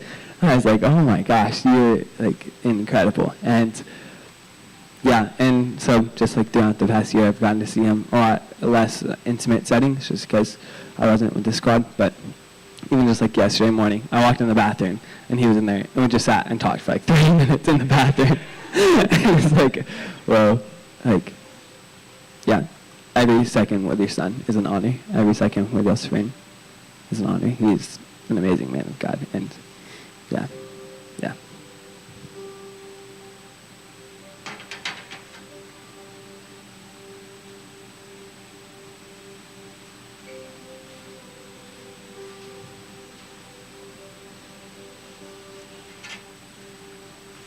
My name's Zach. I'm on H Squad, and I didn't know Colin too well, but we got to do all of the training together and then debrief all together. And I never, like I said, was close with him at all, but I got to see him from the very beginning to the very end, and completely missed all the in-between, but to see how he was completely transformed and completely a different man. And he slept next to me upstairs the last few days, and the first day I have this alarm on my watch and it was going off, but I was like asleep, and he was like rolling around and like hit my hand. He's like, dude, don't come on. I'm like, I'm sorry, bro. But it woke him up, and he was like up before me, and I went to like to the bathroom, and I was like so out of it. And I came out of the bathroom and he was down on the ground just like worshiping or praying. I don't know what he was doing. And it like freaked me out. I didn't see him there. He like stood. I'm like, oh, what the heck is he doing? And I'm like, oh, he's just talking to God. And it's like, wow. It's like, wow. And then I got to see him up here worshiping right in front of me, and to see how he was completely transformed, and to see how he ran after God with all that he was, has transformed my life just by seeing him, and not even interacting with him that much, but just seeing him. And so, yeah, that's going to be with me the rest of my life, and everyone here is going to be different because of him. So, thank you for, yeah.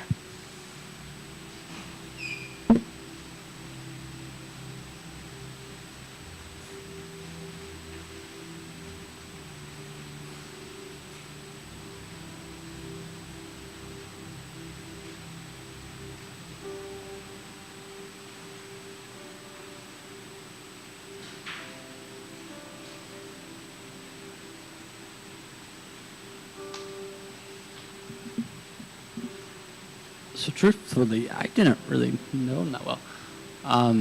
It was really funny because, I mean, the day before, we were supposed to do worship, and it was just like, okay, I have no idea what's happening there. I'm like, I'm on piano, we're just doing stuff. He's over there playing electric guitar, and I'm like, okay, God, because I'm like, when I'm like on worship, I'm like, hey, we're gonna get this done, we're gonna figure it out, and he was just having fun. And then I kind of just got back to the point, I'm like, there's something about like a man that worships that when it comes to true, authentic worship, you just want to have fun with the Lord. Like, you just want to jump, you just want to smile, you just want to sing and yell at the top of your lungs, no matter what the key, no matter what it is. Just, God, I truly love you. And that's when I got to see in your son and all our friends. And then yesterday, we were in here, me and Gus and Kirby were in here just worshiping when someone came in and said, hey, what happened? And we're like, well, what's happening? And I think it was one of the first times I felt like God be like, I'm singing and dancing with my son right now like he was singing and dancing with me yesterday. And it was just like, that's really cool, God. And we were in here worshiping last night, and I wasn't expecting to have so much joy, and I just looked around, and I'm like, God loves this man, and he inspired so much love in every single person he ever met. And I could tell it through all of you guys. Like, what a pleasure to see it. So, yeah.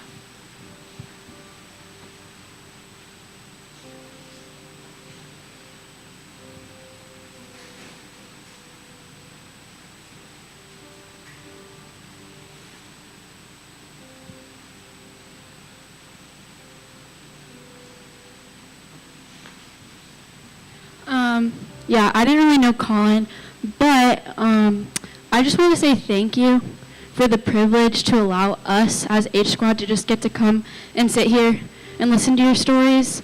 Yeah, and just sit here and listen to hear you talk about how passionate he was and how much he loved the Lord, and just like hear about his heart. Yeah, it's been an honor today just to sit here and just like reflect like with you all, even though we didn't necessarily get to experience Colin, just to like come alongside you. Yeah, so thank you.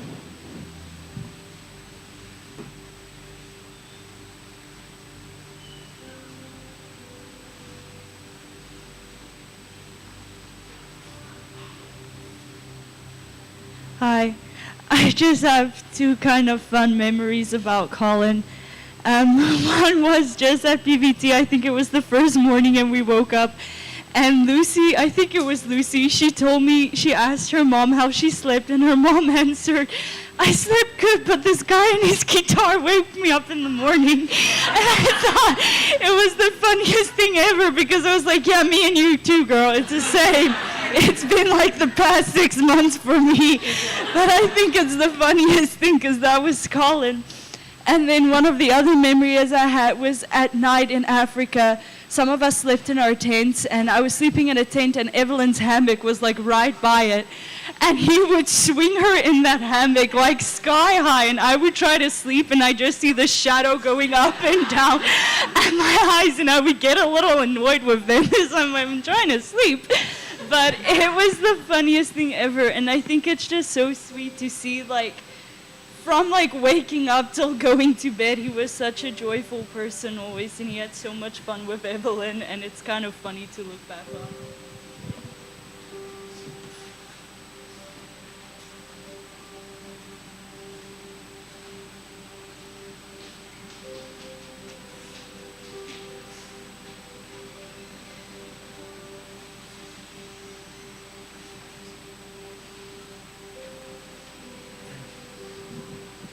Hey, so I'm Colin's dad, Brandy. We all have a lot in common. You know, the first time I met Colin, I thought he was pretty loud.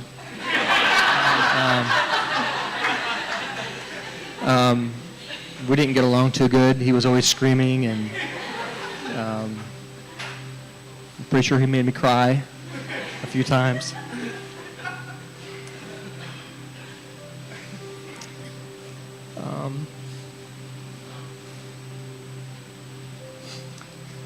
So when we at PVT, we had a lot of great conversations, and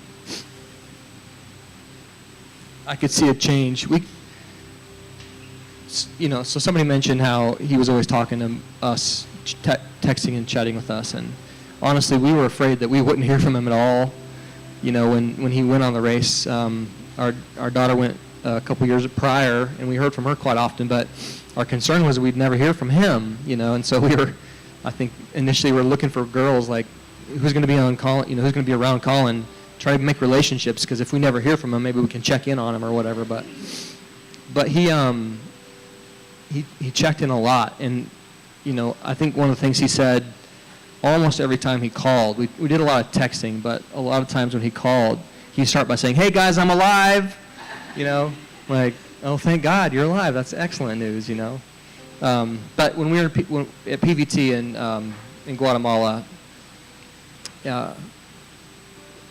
I can't remember exactly how the conversation started, but we were asking him how things were going, what God was teaching him, and he said, I'd experienced intimacy with God on a few occasions in my life. We'd send him off to camp, or they were in Christian schools for most of their K through 12 or whatever. He said, and I experienced God a few times, intimacy with God a few times. He said, but it's on this race, it's on this journey that I realized, that I learned that I can have intimacy with God.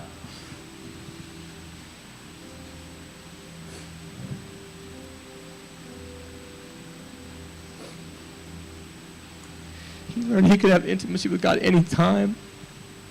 And you got to see that. You got to see him worshiping God, learning guitar. He on his face, and he brought that home. He brought that home with him. We've been kind of jokingly calling him Colin 2.0. Once he got home. Because God changed his life. He was awesome before he went, but he was a man of God when he came home.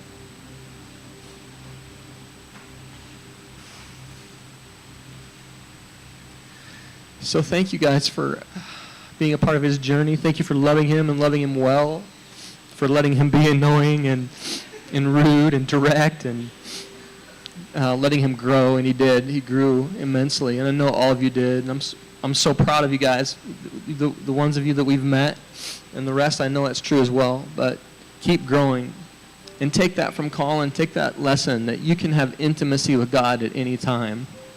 You don't have to go on the world race. You don't have to go to a church camp. You don't have to, it doesn't have to be a special occasion. You can have intimacy with God anytime you want. And I can still hear him saying, "Hey guys, I'm alive."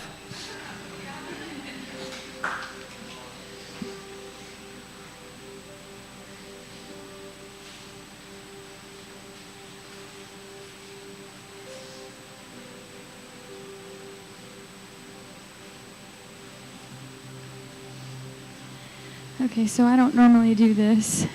I don't like standing up in front of people. But I just want to say thank you to all of you. Especially you right here. Thank you for loving my boy.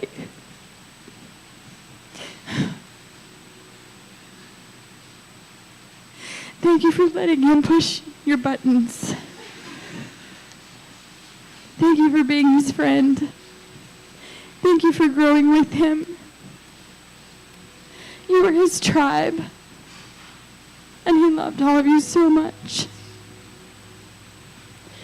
And I am so thankful for the time that he had with all of you, so that he could come home and be Colin 2.0. Because he was a better version of himself. because of Jesus, but also because of all of you. You all spoke into his lives and you changed him. Especially you. And you, Jason.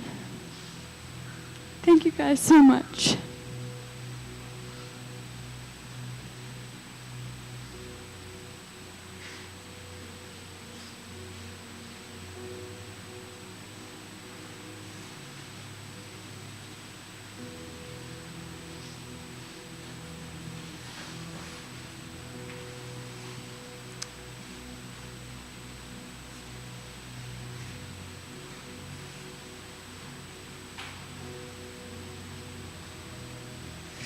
I think I could talk about Colin for hours. But early on, most people know I was not super interested, and I acknowledged that he was, but I was like, no thanks. And I've always wanted to date a guy who played guitar and could sing with me, but it was never something I ever admitted. And he never played guitar at the beginning, and then he started playing, and I was like, no. But in watching him grow and just worship like I've never seen anyone else ever worship before, he just challenged me to step into it with him. Before the race, I never sang in front of anybody. I never really sung by myself because I just was like, nah. But Colin supported me from day one. In Guatemala, I got the opportunity to close worship after activation, which was the hardest thing I've ever done. I was like, oh. I was trembling. And later on, Colin told me that while he was praying for someone, he stopped and he heard my voice, and he was like, that's the woman I want by my side. And I'm so thankful that I got to stand by his side in the year I got to know him, because he redeemed so much for me in men. He gave me hope. He taught me how to love others and how to love myself.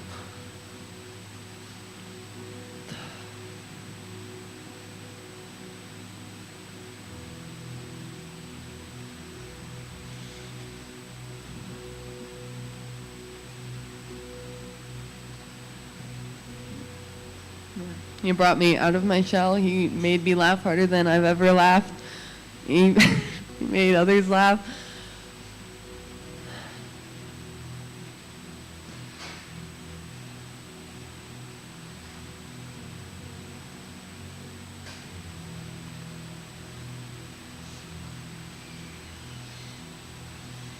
Anytime I was ever scared of anything, he was like, bruh, what?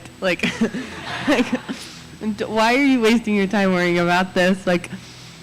He told me after his Jesus mission call, he was like, yeah, so I might have to I have to be ready to sacrifice my life. And I was like, what? But he was like, but I want to go. I want to go. People need Jesus.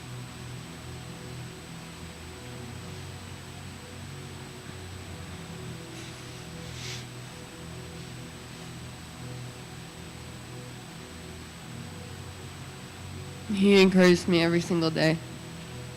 And I will forever think, what would Colin do? Because that's exactly what Jesus would do.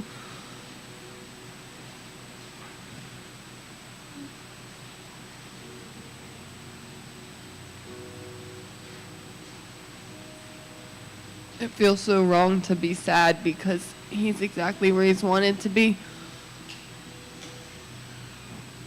But we're so selfish that we just wish he was here. because there was so much more for him.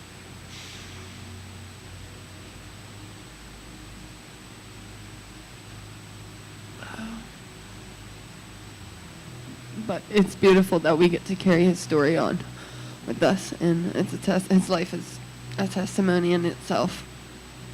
And I'm so glad that my squad just gets to carry that on and share that with everyone.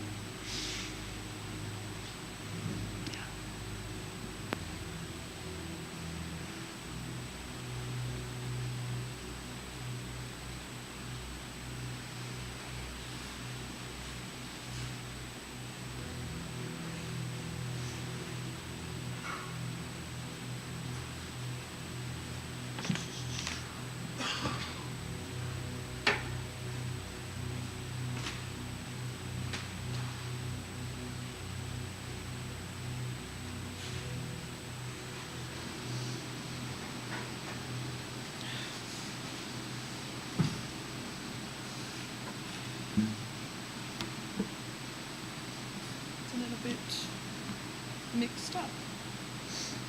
You know what? I'm just gonna talk first. Anyway, I'll figure that out in a second. Yeah, I love Colin. He's awesome.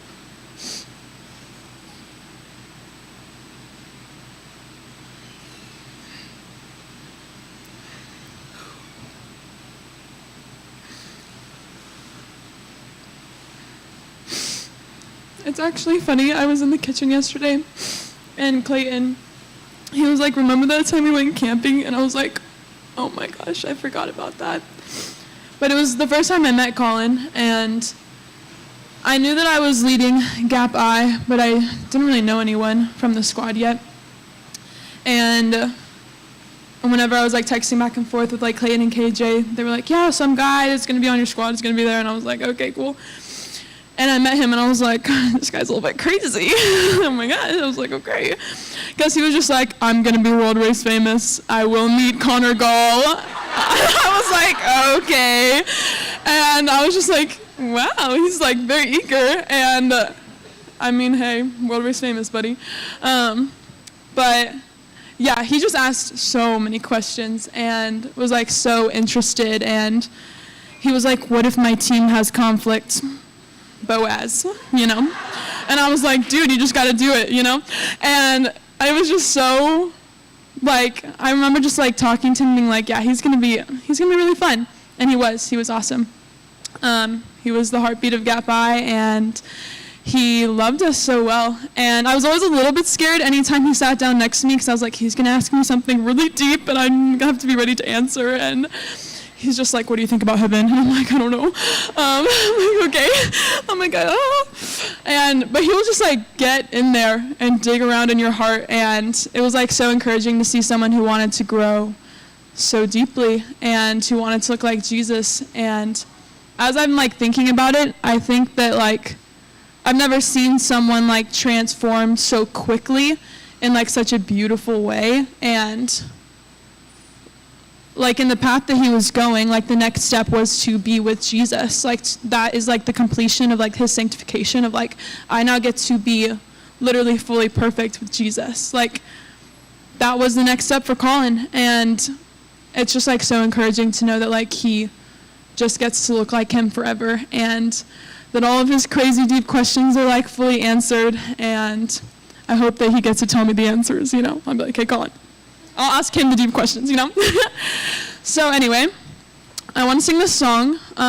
Yesterday, I came in for worship for like 10 minutes, and Julia asked kind of all of us to like sing a song like for Colin, whether that's like your prayer to the Lord or like an actual song.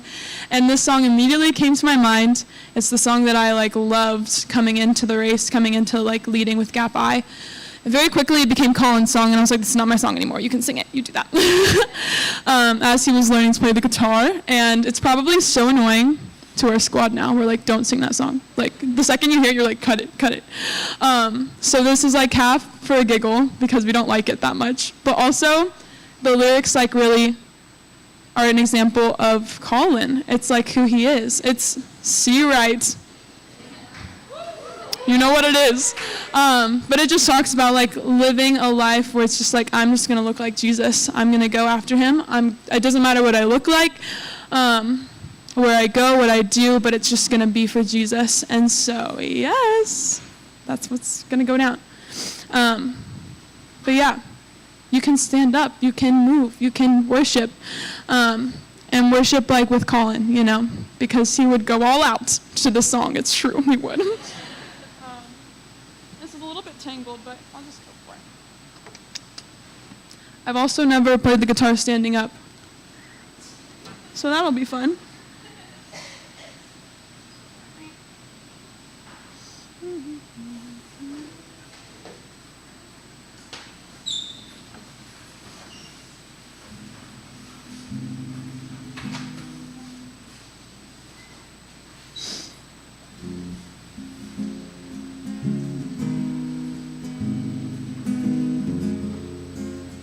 Is this tuned? It sounds a little... Hey.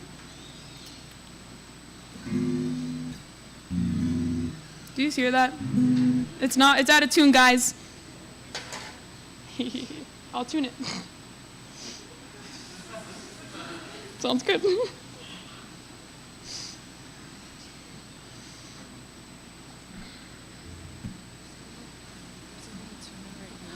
How does that work?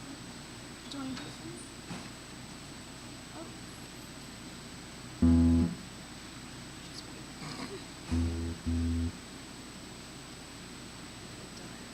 Oh, that's fine. Now she's ready.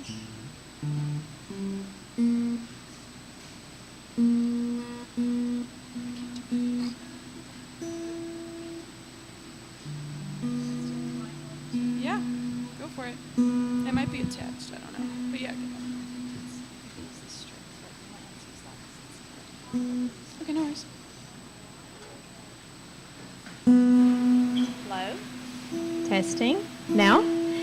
While they're tuning, and maybe to take some of the pressure off so that you can get it right and not be in a hurry, I feel like the Lord has given me a word, most especially for you. My name is Katie. I'm just a Squad H praying mama, and I was asked to come and be a praying presence on campus for a couple of days, and I'm very honored to be here.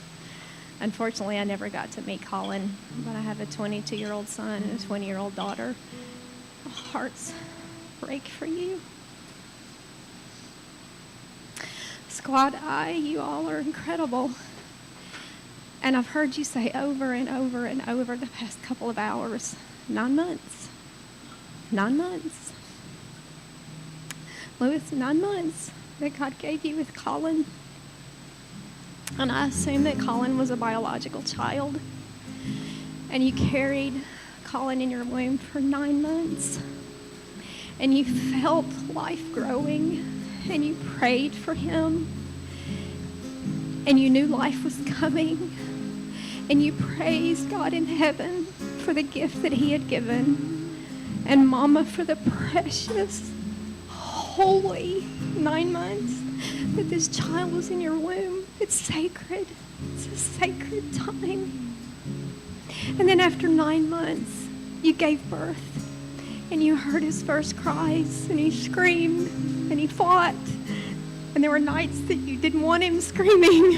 And he was loud. And Gabby, you've had 9 months with him. And you've seen life grow. And you've cried with him. And there have been sacred, holy moments. And he grew. And you grew. And you cried. And you prayed. And I think the parallel is a bit of redemption that the Lord wants to hand to each one of us, but most especially to you. That 9 months was a sacred time, and life came. And this 9 months has been a sacred time.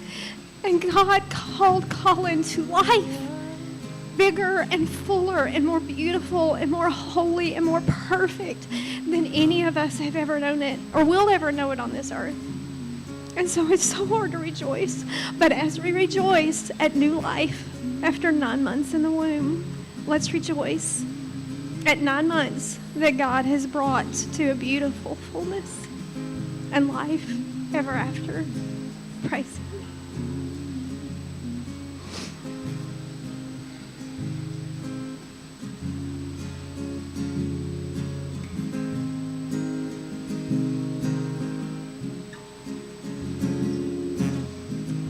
We're in the room with the King of Kings. My eyes are fixed upon you only. And just a glimpse and I'm on my knees.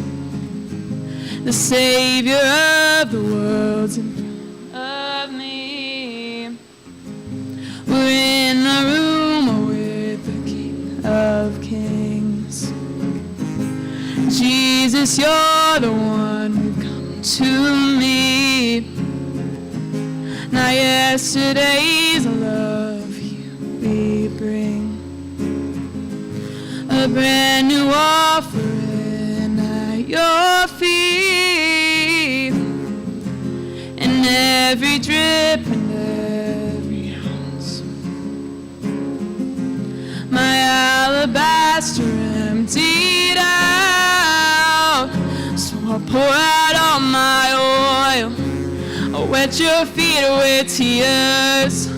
You're the one we're here for. All we want is you, and the fragrance of our worship filling up this room. 'Cause you're the one we're here for. All we want is you.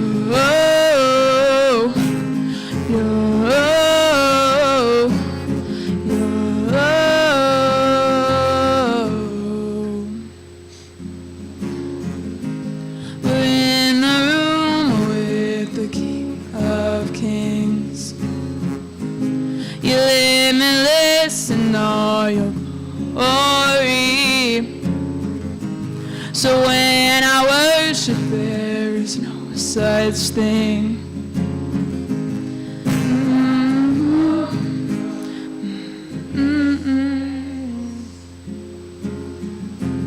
And every drip and every ounce,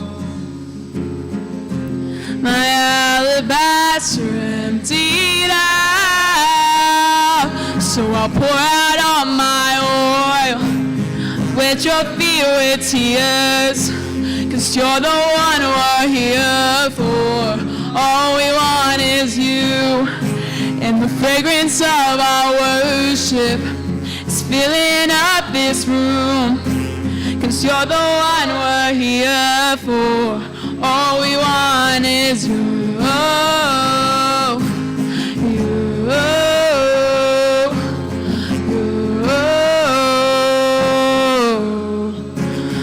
We want you.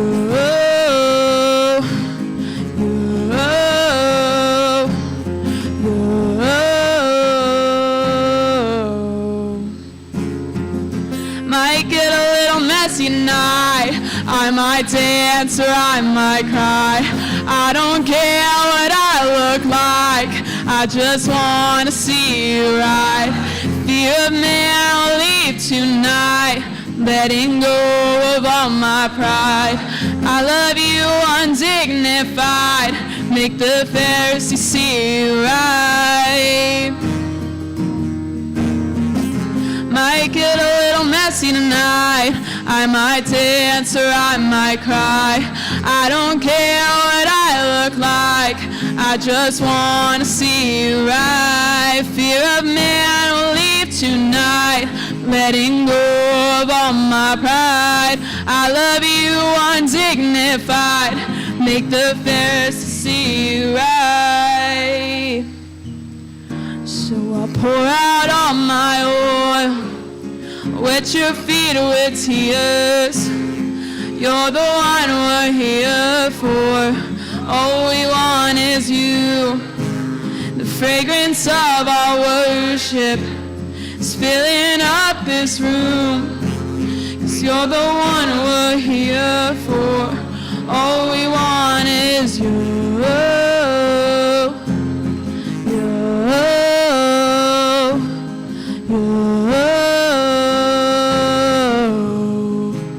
And we want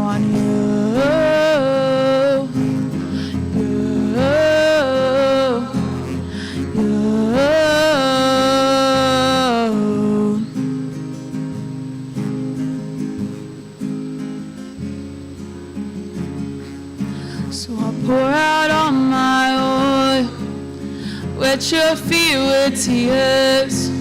'Cause you're the one we're here for. All we want is you.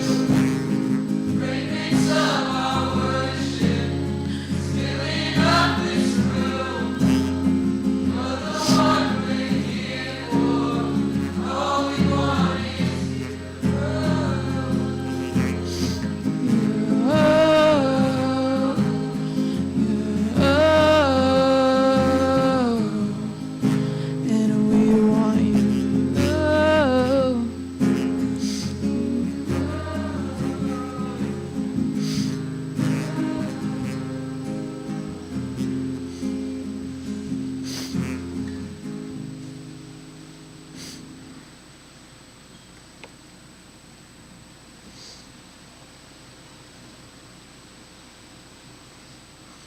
Love you guys. Love you, Gap. Bye.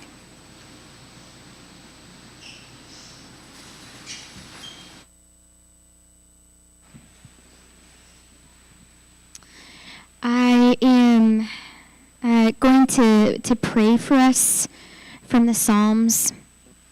And then what we'd love to do is lift balloons or let balloons go into the air. We wanted paper lanterns, but there weren't quite enough, so we got balloons instead. But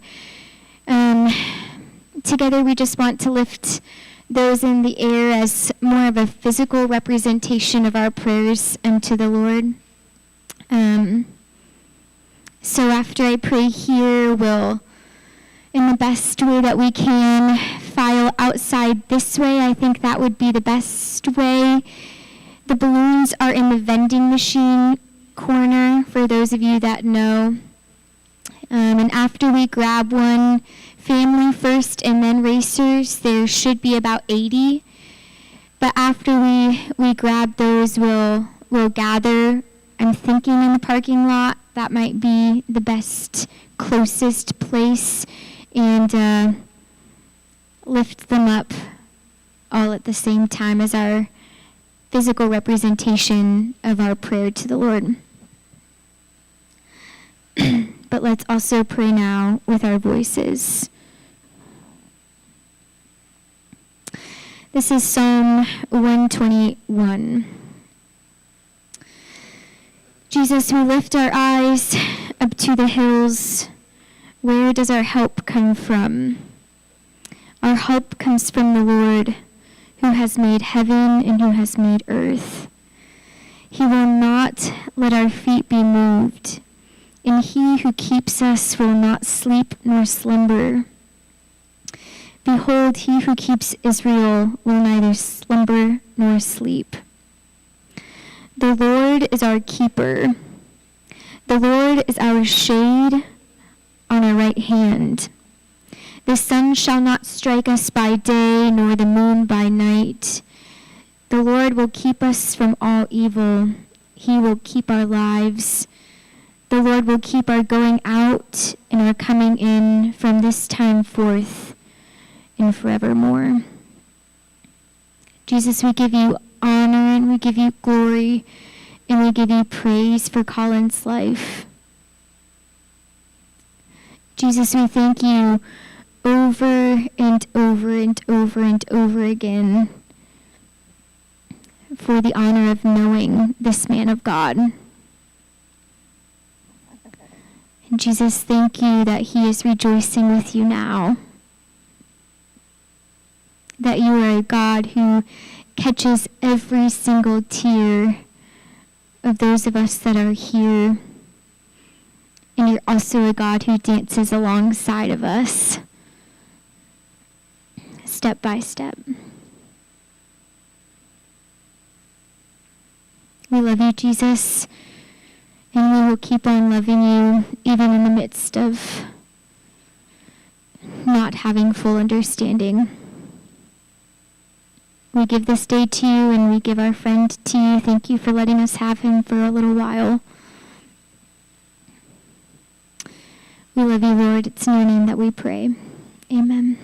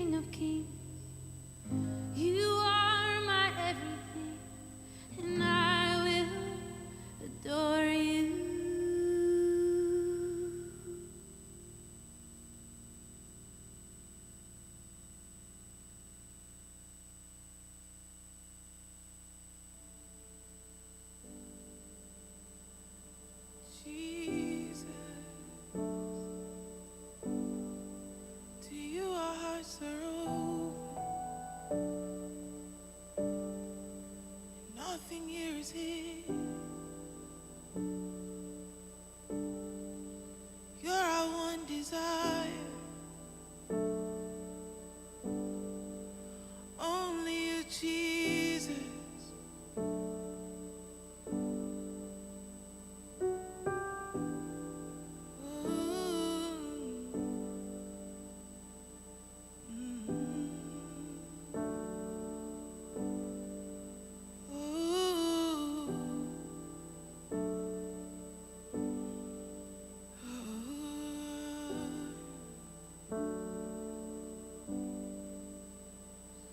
Your name is like oil poured out.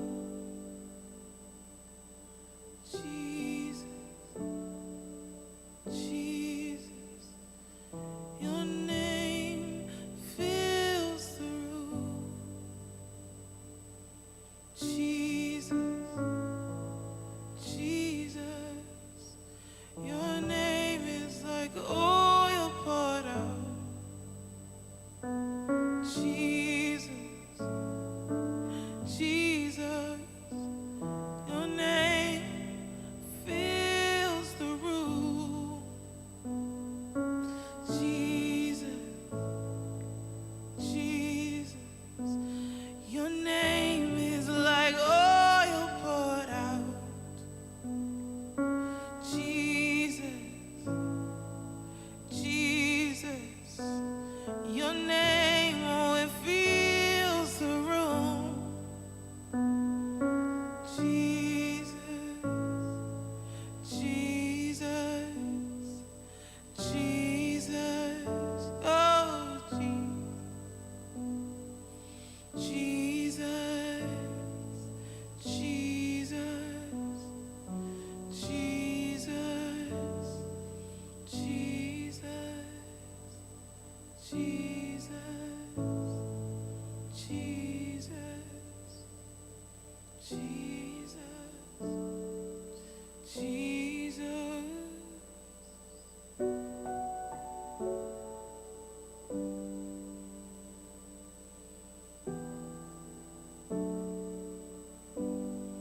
No wonder they call your name. No wonder they sing your name. There's no other beautiful name but yours.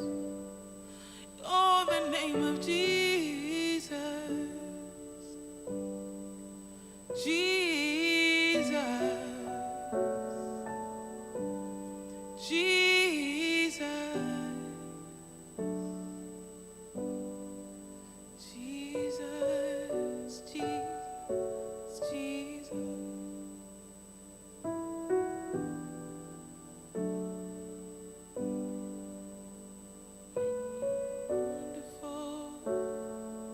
Beautiful, glorious,